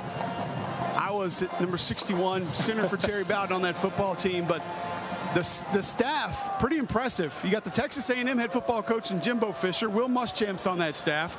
The Maryland defensive line coach Jimmy Brumbaugh's in there. Rick Trickett, the Florida State offensive line coach, is in there. His son is the tight end coach for FAU here tonight. You also got Joe Ortiz in there, director of college scouting for the Philadelphia Eagles. He's in there on that photograph. So Bill Oliver, one of the all-time greats. And I tell you, LSU defensive line coach who is retiring at the end of the season, a legend, Pete Jenkins, also in that photo. So a lot of coaching prowess on that 1996 Auburn staff and team. And a lot of dynamic personalities, too. Yeah, absolutely. You look at Coach Bowden, that's why he wanted to get back into coaching, to get those kind of relationships again and give guys opportunities. Found the right place in Akron, really building this program, taking them to places they really haven't been before. First 3 and out of the game. Akron unable to do anything on its opening possession. Their second possession results in the same, and good field position here for the Owls. They're going to have it at the 41 of the Zips. 8:11 to go here in Boca Raton. All Owls at this point. Championship game. I know you're a big fan, Kirk. Yeah, I'll be standing in my seat. College football playoff at the Rose Bowl game presented by Northwestern Mutual. Oklahoma, Georgia. It's going to be good. Willie Wright, the intended receiver. That's incomplete. I think they may rule that as a lateral. It went backwards. Yeah, you're right. Yeah, they were setting up that double pass coming out of the break. Oklahoma, Georgia. Georgia seeking its first national championship since 1980. Of course, Oklahoma led by the Heisman Trophy winner Baker Mayfield. That offensive line for Georgia looked really good in the SEC championship game. Second down and 18, we'll call it. After that loss of 8. This is Driscoll on the keeper. Stiff arm, gets to the outside. Still on his feet. Tiptoeing along the sideline. Gets to the 23-yard line. love hearing you talking offensive line up there, and I agree with you. Georgia's O-line was incredible in that SEC championship game. Lamont Galliard at center. Ben Cleveland inserted at right guard made a huge difference. They pushed that Auburn defensive line around, something that not a lot of teams have done this entire season. Auburn, for me, a top 5 defensive line in college football. I think Georgia has a chance to put up some huge numbers on the ground against Oklahoma. I'm talking 250, 300 yards rushing against the Sooners. Wow. I'm interested in seeing that defense of Georgia. Mel Tucker, defensive coordinator for Georgia, guy who I played for when I was in Jacksonville. That attacking defense, how do they handle or corral Baker Mayfield? That's going to be the chess match. I can't wait to see how does Mel Tucker's defense get after that Oklahoma offense. First down, goal to go, and now it's second down, goal to go from the 3.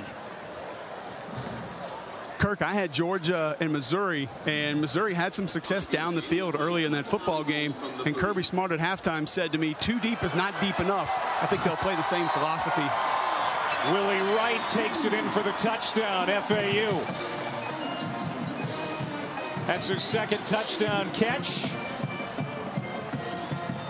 And Akron really struggling stopping this offense. We knew that they probably would. And it looks like they're going to go for 2 here, which is interesting. I don't see a kicker going out there. They're about scoring points. And I think the country tonight, if you're not watching FAU, they're trying to show you we're just talking about next year. Now, if you're FAU, we're talking about Oklahoma. That's who this FAU team, that's who they open up with next season against Oklahoma. So what? I'm not exactly sure about why they're doing this, but they are staying out there to go for 2.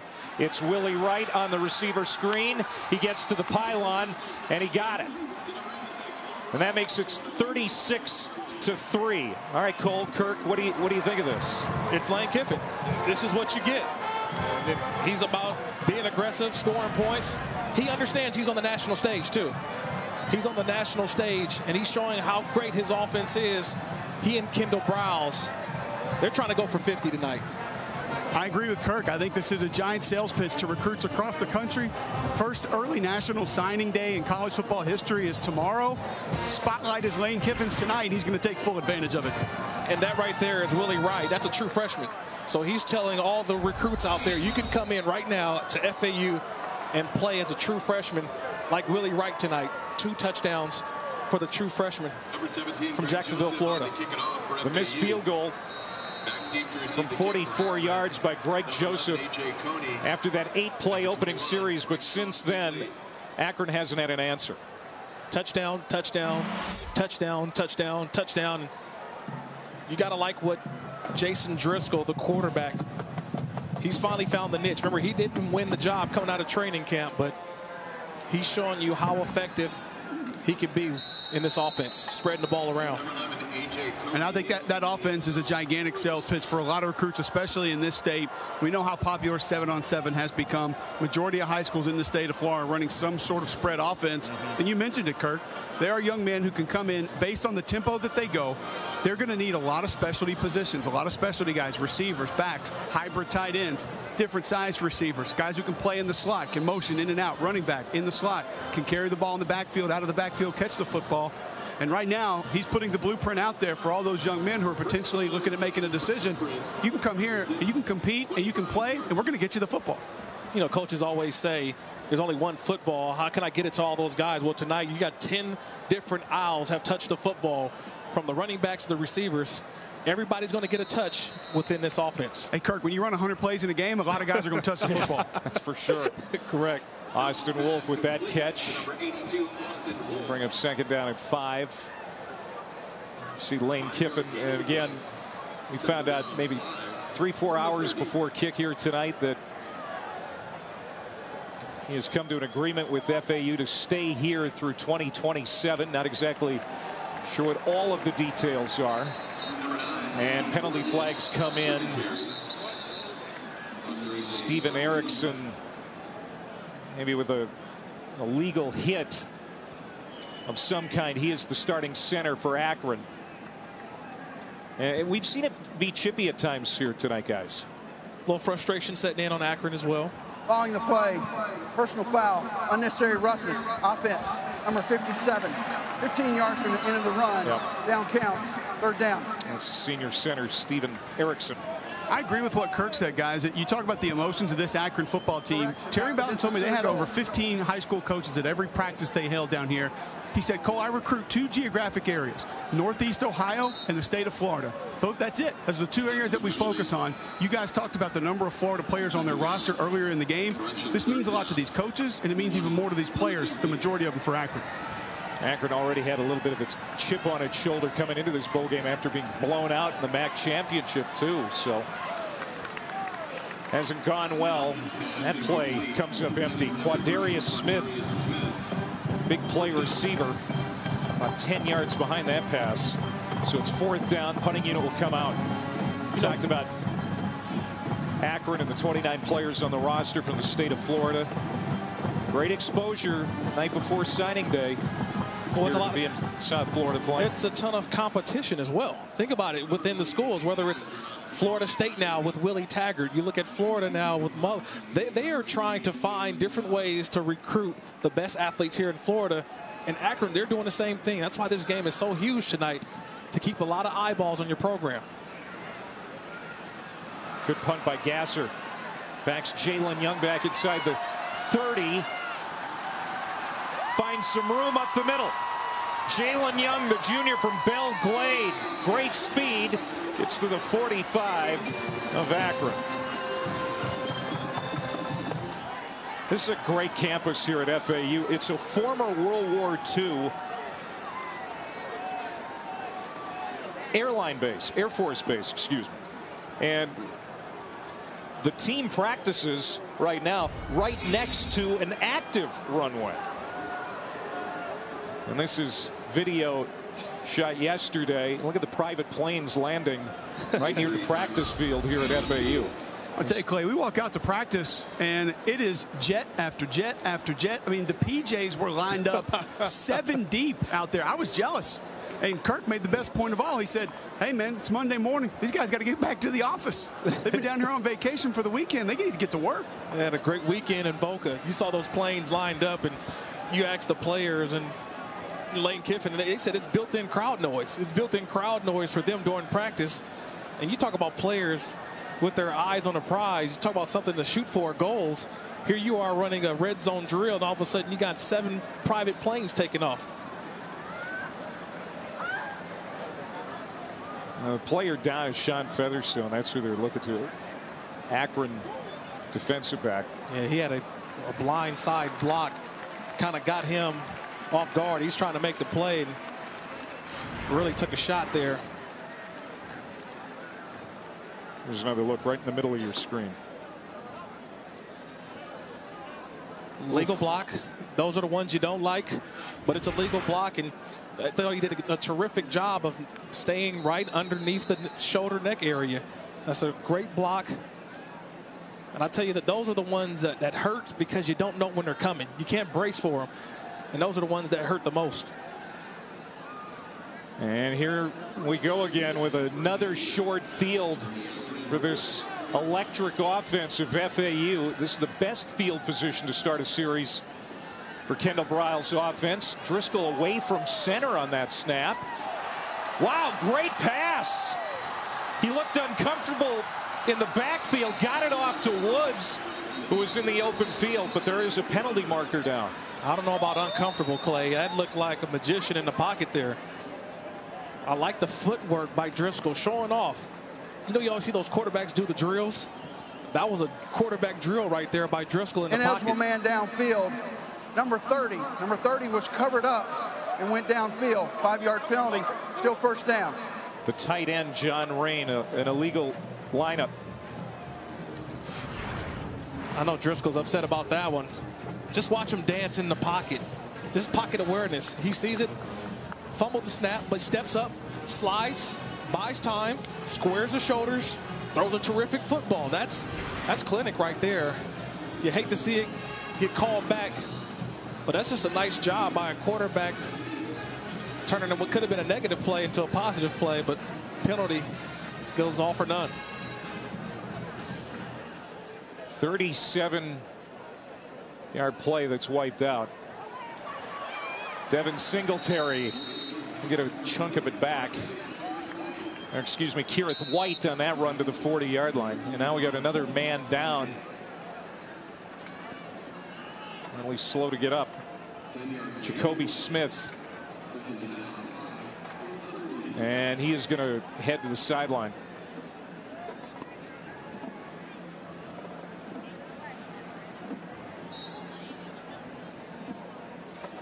The right guard, 42nd career game played. So Matt Murphy is going to come in to play on that O-line. And you talked about it before, guys, you know, how the O-line has been so stable this year when it was really a problem last year for the Owls, keeping people healthy. White rips off a first down run inside the 35. I think you give a lot of credit to the offensive line. This has been the same 5 guys, the same group that have went out there for every game for FAU. And I'm telling you, Devin Singletary, he's happy about it. He understands the blocking scheme, and I think they know his running style. So I think it's very important for Devin Singletary, the big yards that he's had. Number 6, Kerith White. Guys, I'll tell you another cool note on this offensive line. Center Antonio Woods, a former walk-on, and Roman Fernandez. I spoke to Coach Justice, the offensive line coach, before the game. He categorized Roman Fernandez as a show-up walk-on. So not an invited walk-on. Said we didn't know who the guy was. No one recruited him, never heard of him. He just showed up and wanted to give it a shot. Now he's a starter. Now he's first team all-conference. Well, I think one of those reasons too is that's what Lane Kiffin has kind of been brought up on. Think about when he was at USC under Pete Carroll. What did they preach? Competition. The best player is going to go out there and play. They don't care if you're a 4-star, 3-star, 5-star. If you can go out and get the job done, you come to FAU, you're going to play. And that's why you saw so many guys. You mentioned the 37 players on this roster that was not a part of this team in 2016. You show up, you play, you're going to go out there and be a productive player for FAU.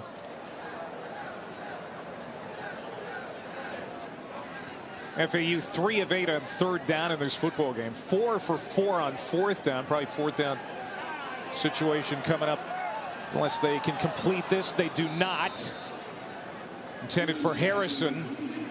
And so Lane Kiffin will switch it up this time. He's going to bring Driscoll off the field.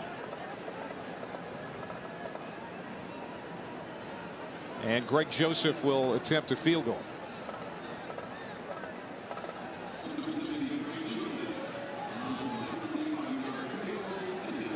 This will be a 45-yard attempt from Greg Joseph. He missed that 44-yarder on the opening series. Final game is an Owl.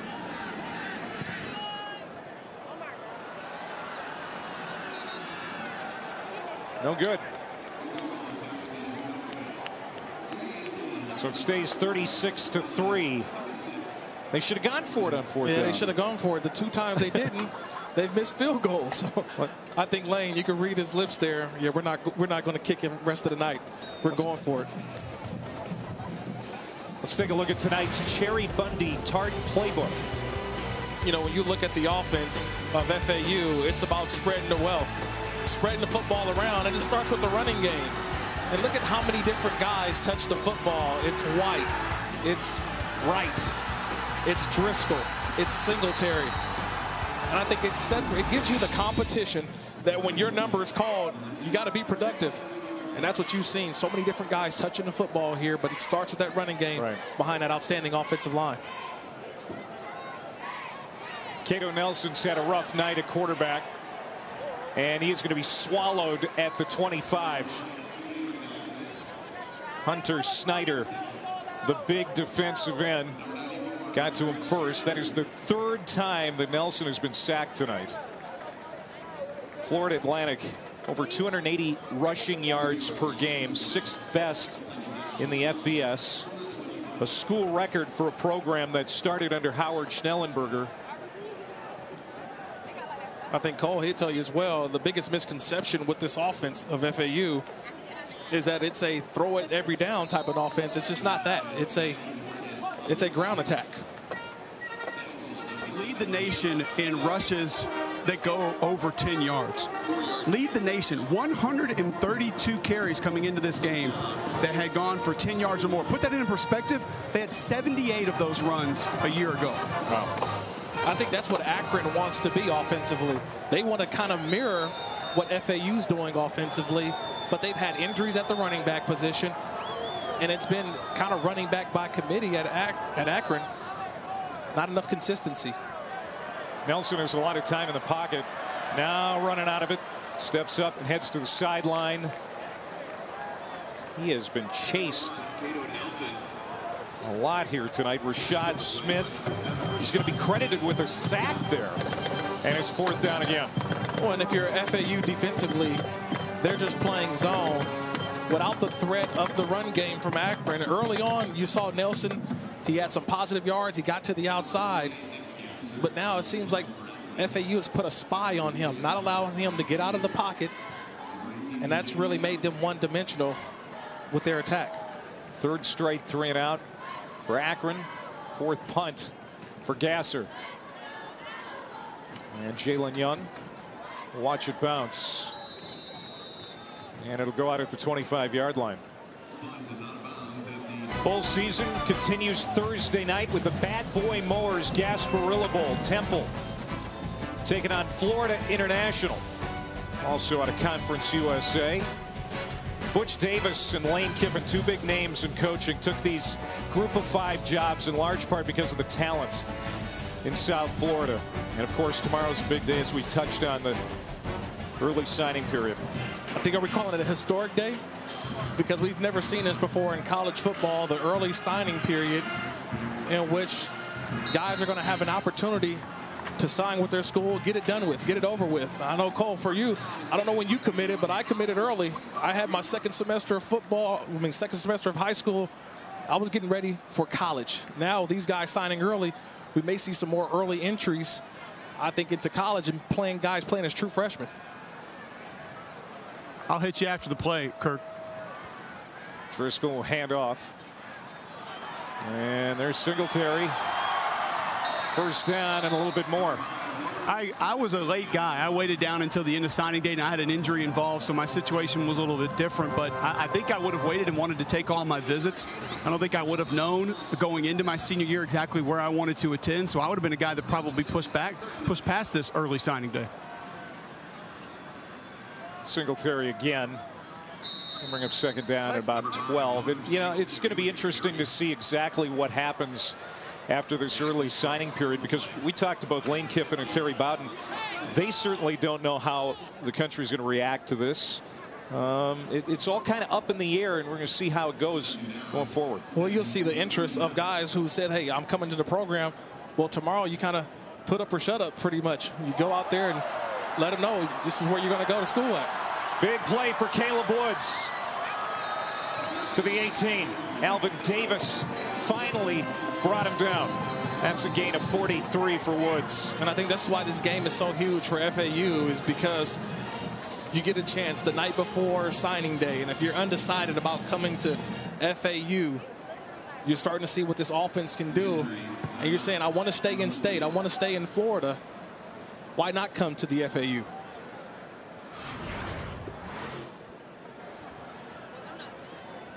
Woods. You can see he got a hit from Davis, number 1, who got to him first, and then he got hit again, from Baggett. And that's the one that shook him up. Yeah, another terrific throw from Driscoll, and it shows you what this offense for FAU missed out earlier in the season. Not having Woods, he's been a game changer. You know, missed the first 6 games due to suspension, but since he's returned to the team, it's just a different offense. He's a good safety blanket for Jason Driscoll. You saw him earlier, he missed out on the opportunity for the touchdown, but a tall guy with big size, you throw it up, let him go get the 50-50 ball. That's good to see. Woods is walking under his own power toward the FAU sideline. Hey, Cole, what are you hearing from coaches about this early signing period? Clay, there are a lot of concerns. You mentioned Temple playing in their bowl game in a couple days. I spoke to Jeff Collins last week. He said, hey, we're going to be on site for our bowl game, trying to get ready to play on the early signing day. I had a chance to visit with 2 coaches for the New Mexico Bowl this past week. Mike Bobo said we missed an entire weekend of official visits. Doc Holliday said we've been off the road recruiting for an entire week. That's one of the big advantages that FAU has, being here this week, and also Akron, because they recruit Florida the way that they do. But I think the big part that no one is discussing, guys, is academically, there are a lot of players that may be academic risks whose grades for the first semester have not come in yet. And these coaches don't know whether or not to take a risk on them in this early signing day. Yeah, it's all a big mystery how it's going to play out starting tomorrow with that early signing period. What is not a mystery is how this game is unfolding after 3 quarters. Lane Kiffin and the Owls of Florida Atlantic.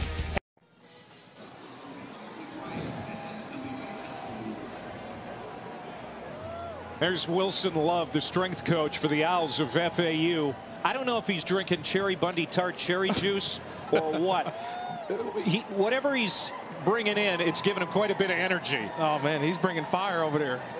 He's letting them know, 4th quarter. Cole, you've been listening to him throughout the night. How are you going to be remembered? 4th quarter.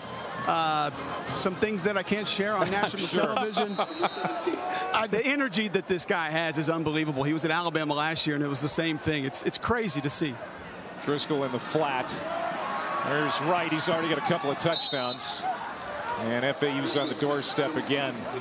He was the first guy that the players admit that they bought into when they came to FAU, because he's such an emotional guy. Well, Clay and I spoke to him after practice, and he said he didn't let this football team touch a weight the first 2 weeks that he was on campus, because they couldn't get organized. They didn't know how to take instruction, so they had to spend the first 2 weeks just learning how to take coaching. Driscoll, the keeper, fooled Akron's defense. Touchdown. 3rd touchdown for Driscoll. And Wilson Love loves him. How will you be remembered? And Jason Driscoll, I think, is telling everybody he's the quarterback for this offense. And this is all about next year, too. This is the first game for next season for FAU, because we know who they open up with come next season. It's Oklahoma. And I don't know if the Sooners want to play this type of team that, as explosive as FAU is, they're only going to get better.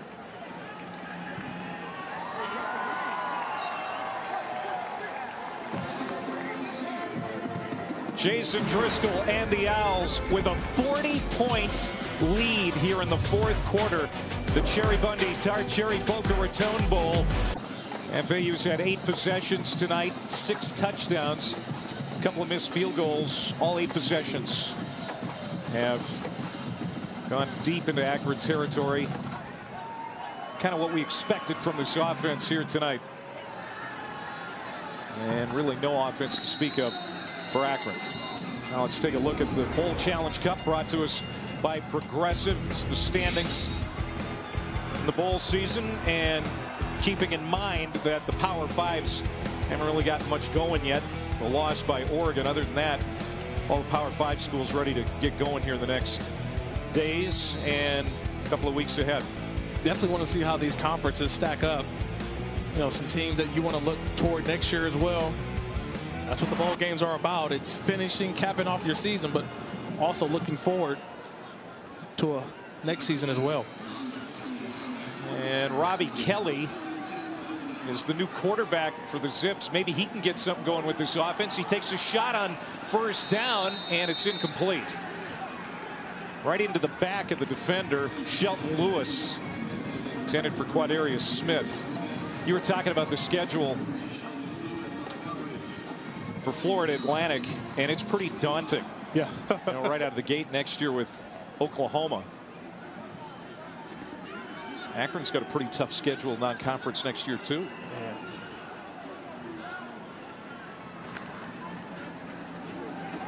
Robbie Kelly, the junior out of Springfield, Illinois, is going to take another shot.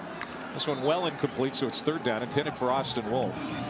Central Florida also on FAU's schedule those first few weeks of the season.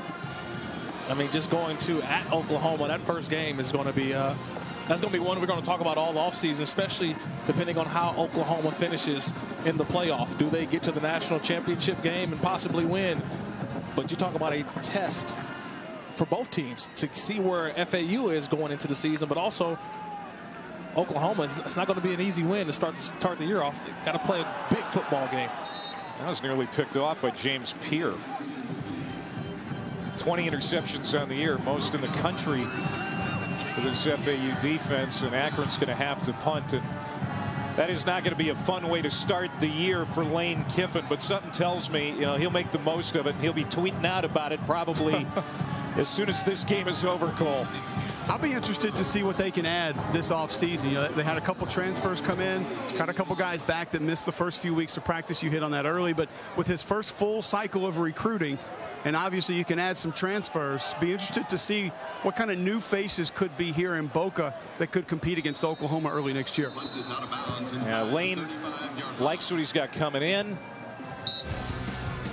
and he's also going to have a lot coming back. His team gets the ball back when we come back.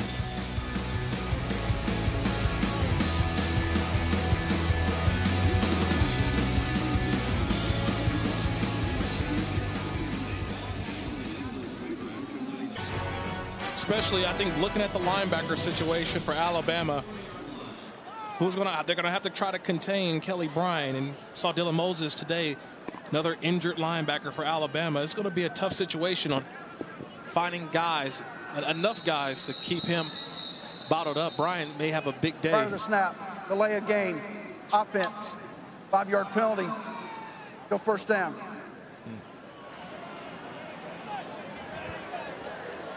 Well, I tell you, getting Mac Wilson back will be big for that Alabama defense inside, Kirk. But Terrell Lewis on the edge could be a guy that makes a difference.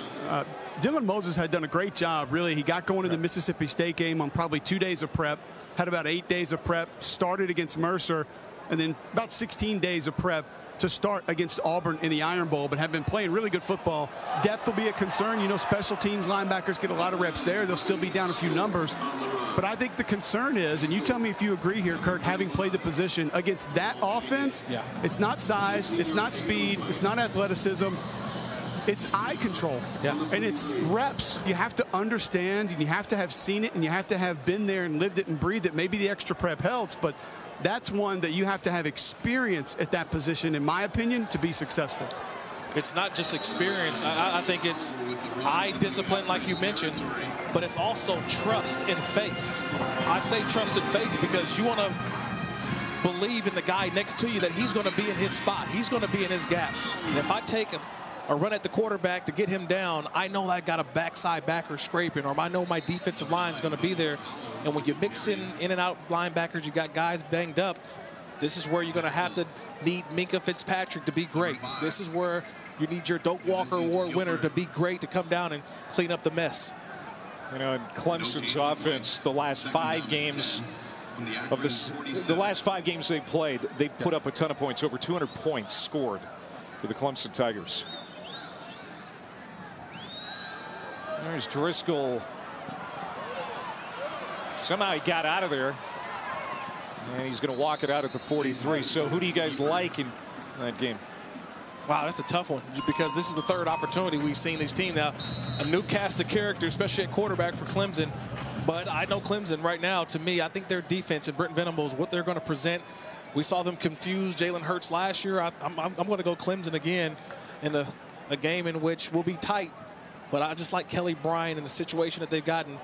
I think, Cole, I think their defense is really going to help them win this game over Alabama. I think the matchup to watch is Clemson's defensive line against the Alabama offensive line. One that has played really good football the entire season, but I think a lot of people see the Alabama rush numbers and they just believe that they're blowing people off the ball and mowing people around, and I don't believe that's the case. Alabama is out-scheming opponents more than they are physically imposing their will on opponents, and that is good news for a dominant Clemson defensive line. They're much bigger and stronger on the back end as well. I think that helps them coming down to play in the box.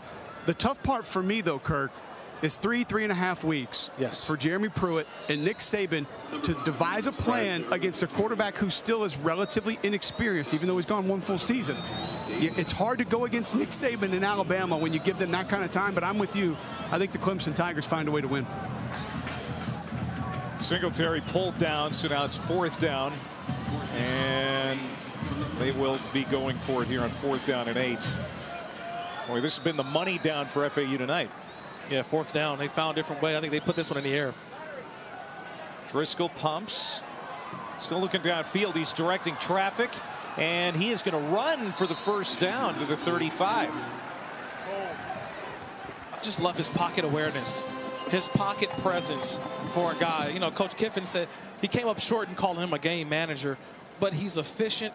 He knows where he always knows where he's at on the field. And that's huge for a quarterback. He'll be a senior next year. So that's a great luxury for Kiffin and this offense, knowing they've got their quarterback coming back next year. Big running lane for Singletary.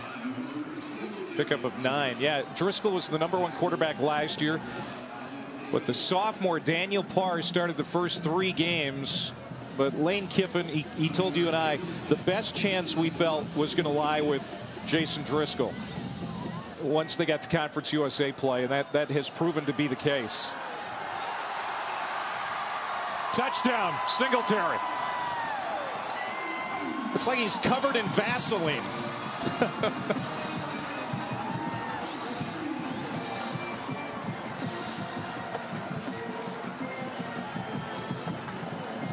"12 straight 100-yard rushing games now for Devin Singletary. That gives him 115 on the night." Talking to his offensive coordinator earlier, Kendall Browse. Listen, how do you describe Devin Singletary? Said the hardest working guy I've ever seen at practice. You can give him a workload, but it's his determination. That last run was a determination run. Not willing to go down to the ground, finding ways to get to the end zone. Ryan Rickle comes on for the extra point, the senior out of Fort Lauderdale, and that gets him to 50. There's a 50-burger. Trip to Boca Raton.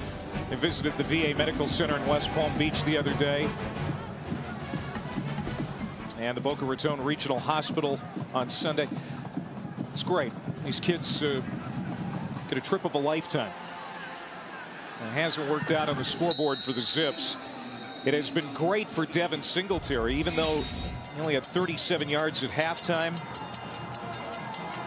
He has 124 yards rushing now on 26 carries, 3 touchdowns, and he is now 3rd all-time in a single season with 32 behind Sanders and Ball. His nickname is Motor for a reason. The kid's got a motor that just won't stop. He keeps going and going. The old Energizer Bunny. He gets the football in his hand, just won't be denied. A determined runner. Robbie Kelly still running the offense at quarterback for this offense, which has generated 18 yards so far in the half. That's going to be a loss. Number 8, No, give him forward progress, excuse me, about 1.5 yards. Inter Nicola, the senior defensive end. He's had a pretty busy night. Been active. And this defense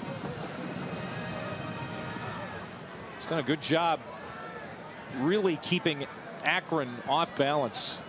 Just haven't been able to get anything going. And there's another sack.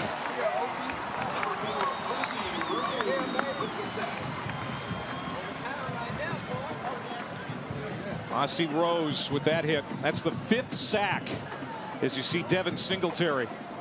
12 straight games over 100 yards. And he is from about 10 minutes from here in Deerfield Beach. He had offers from FSU, Miami, but he wanted to play close to home so his family could be here. And on any given home game, 50, 80 family and friends will be in attendance cheering on Devin Singletary. Sure that was the case again here tonight. Yeah, he earned All-American honors this year. And talk about some of the great seasons that these other running backs have had. I mean, Cole, where do you rank Devin Singletary when you look at the Bryce Loves, Rashad Penny, Saquon Barkley's? Where does Singletary fit in that group of running backs? I think he's a top 10 back in the nation, and it's unfortunate that a lot of people haven't seen him on the big stage. But same thing with Dalen Dawkins at Colorado State, the guy that I got to see Saturday. Some of these group of 5 running backs are just phenomenal. And you being a San Diego State guy, you know that. You've had a long lineage of running backs that maybe don't get enough credit. But I think this guy's a top 10 back in the nation. You look at over 1,000 yards after contact on the season. The durability is what sticks out at just 200 pounds.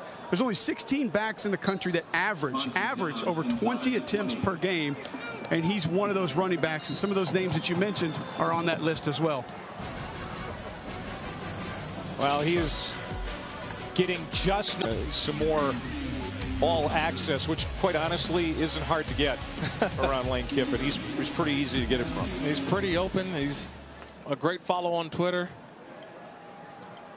John Franklin, who has been a wild card in this offense for FAU. Fort Lauderdale is now in a quarterback. Let's go down to Cole, who's got more on John Franklin, who's kind of a star.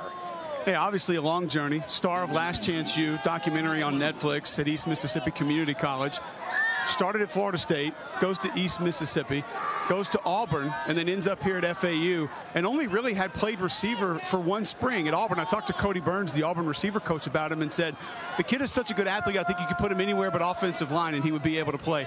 Has legitimate track speed, and I was surprised to hear this staff tell us what a leader that he was and he became when he first got to FAU, even not having much experience having played the position. There's no foul for intentional grounding. Number 5 was in the area. 4th down. With Caleb Woods and Cameron Solomon out early in camp, all of a sudden John Franklin became the veteran receiver for this group, guys.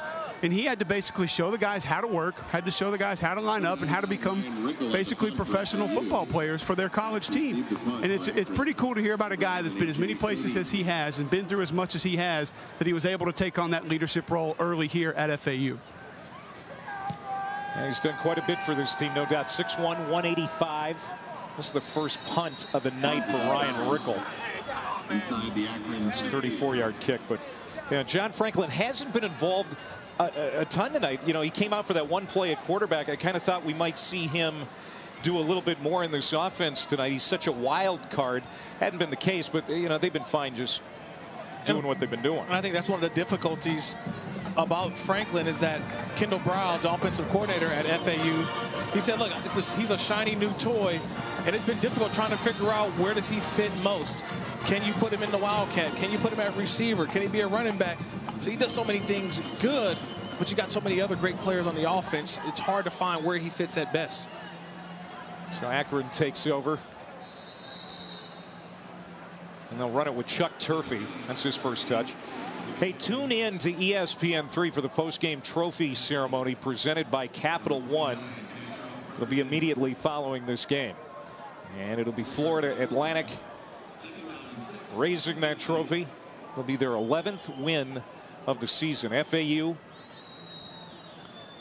best FBS season in program history. Howard Schnellenberger started the program, led them to 11 wins in 2003, but they were a 1AA school then. This will be the most wins as an FBS program.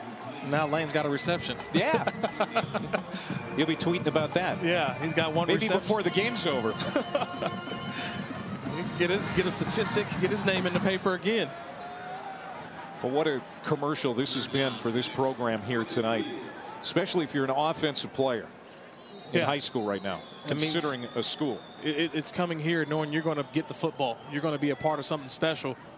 That's what Lane kept talking about.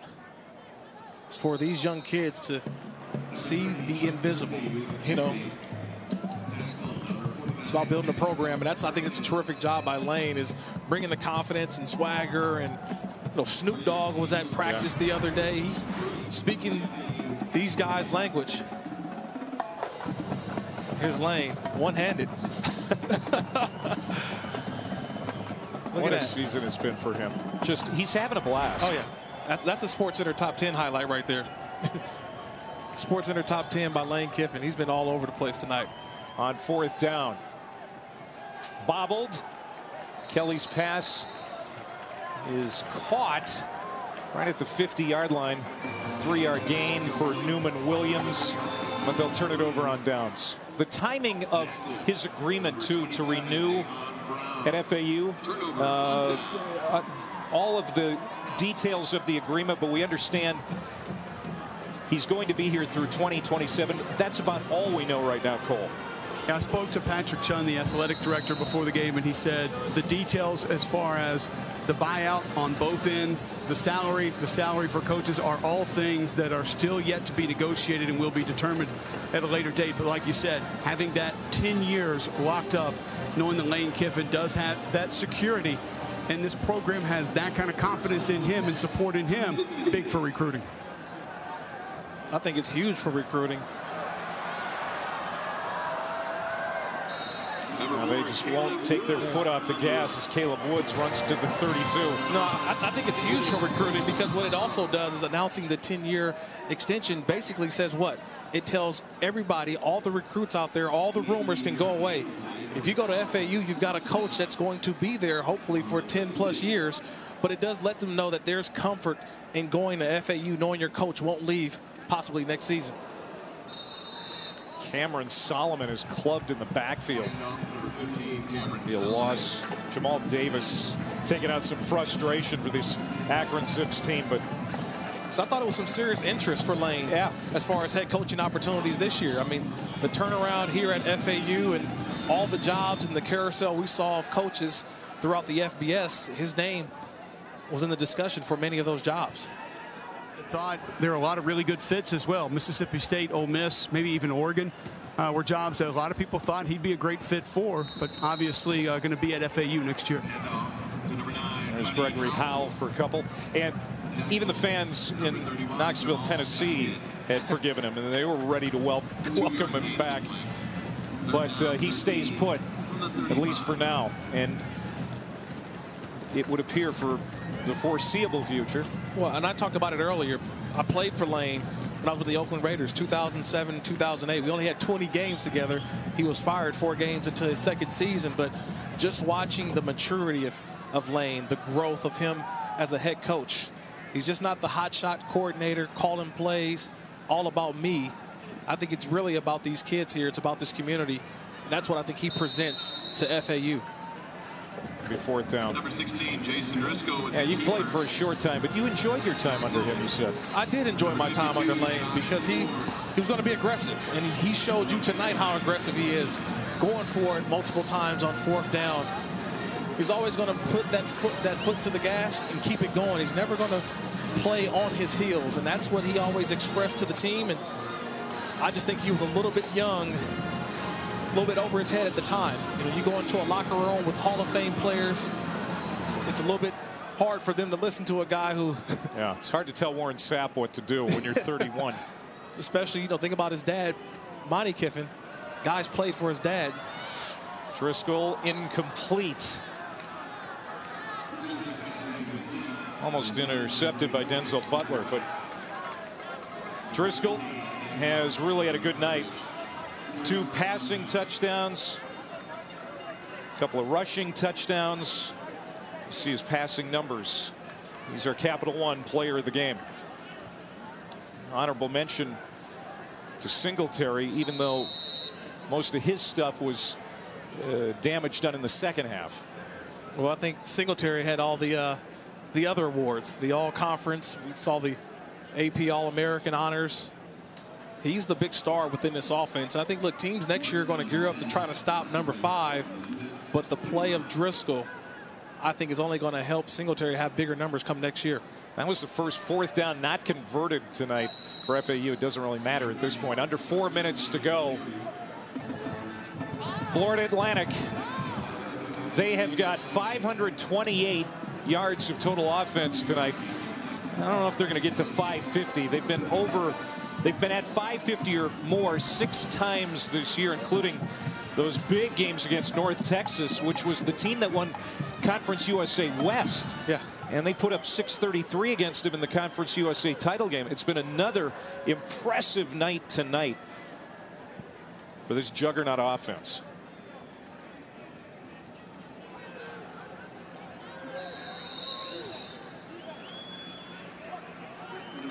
Terry Bowden, he's got a good thing going in Akron. They won the MAC East.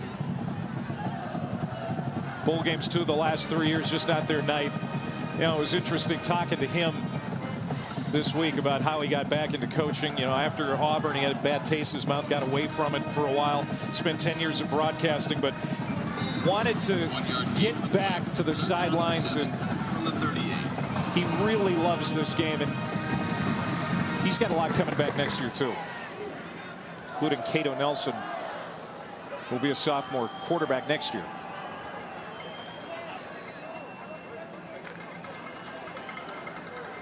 Third and 7. Kelly is hit. Ball comes out, and it's incomplete. You, of course, played for Terry back at Auburn in the 90s. And Coach is such a likable guy. He's a player's coach. Absolutely, and he didn't mind giving us a voice. He was always there to listen to insight, input that we might have, concerns that we might have, took care of his players, went out of his way to help his players. Guy that gave me the opportunity to play college football, and I'll never go by a chance seeing him and not tell him thank you for that. I did it again before the game today. So he's somebody that remembers all of his players. It's been an honor to know him. And you mentioned it earlier, walking away for 10 years in broadcasting, I think he told me that showed me how much I wanted to get back into it and wanted to be a coach again. And I was really just surprised at how comfortable he seemed before the game today, telling me just about Akron, being the head coach at Akron, and how much it means to him to have an influence on these kids each and every day. I think that's important too, because here's a coach that has already won, has had an established career as a head coach, but even more so, he's not looking for the next job. Absolutely. And in today's college football, that's always, I think, in the minds of some of the players coming in is, I feel like, am I going to be here for the next 4 years with this head coach? It's hard to say because there's so much change within the coaching carousel, and I think that's what Bowden has brought, I think, to Akron, that I'm going to be here, fellas. Well, and he told me too, Kirk, he said, I've been there.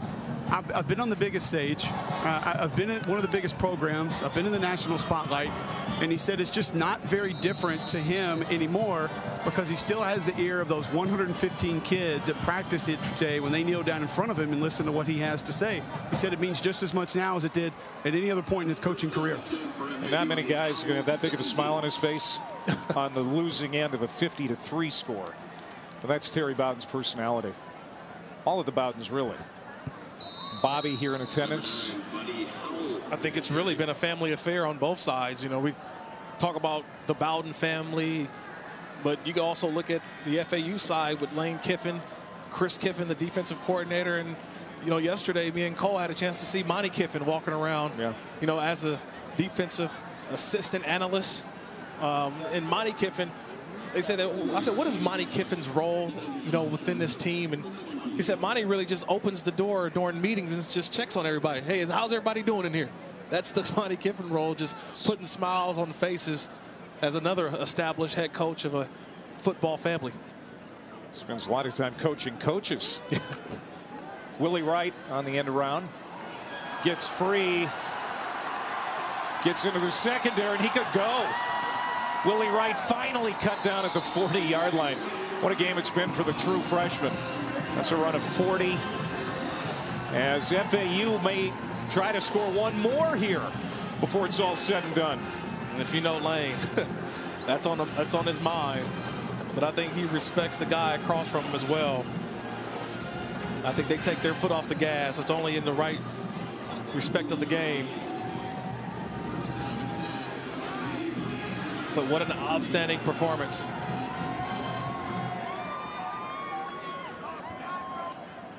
.571 yards of offense.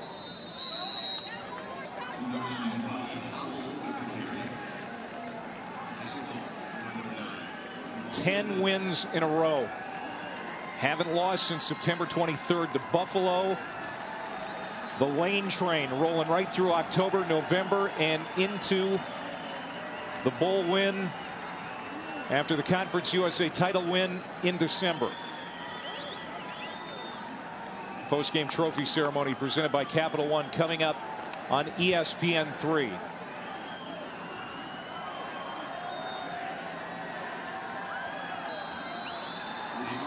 That's going to do it. As you call it, a 50 burger put up by the FAU offense. 11 wins That's tied for the most in school history, most as a member of the FBS. 50-3 over Akron in the Cherry Bundy Tart Cherry Boca Raton Bowl.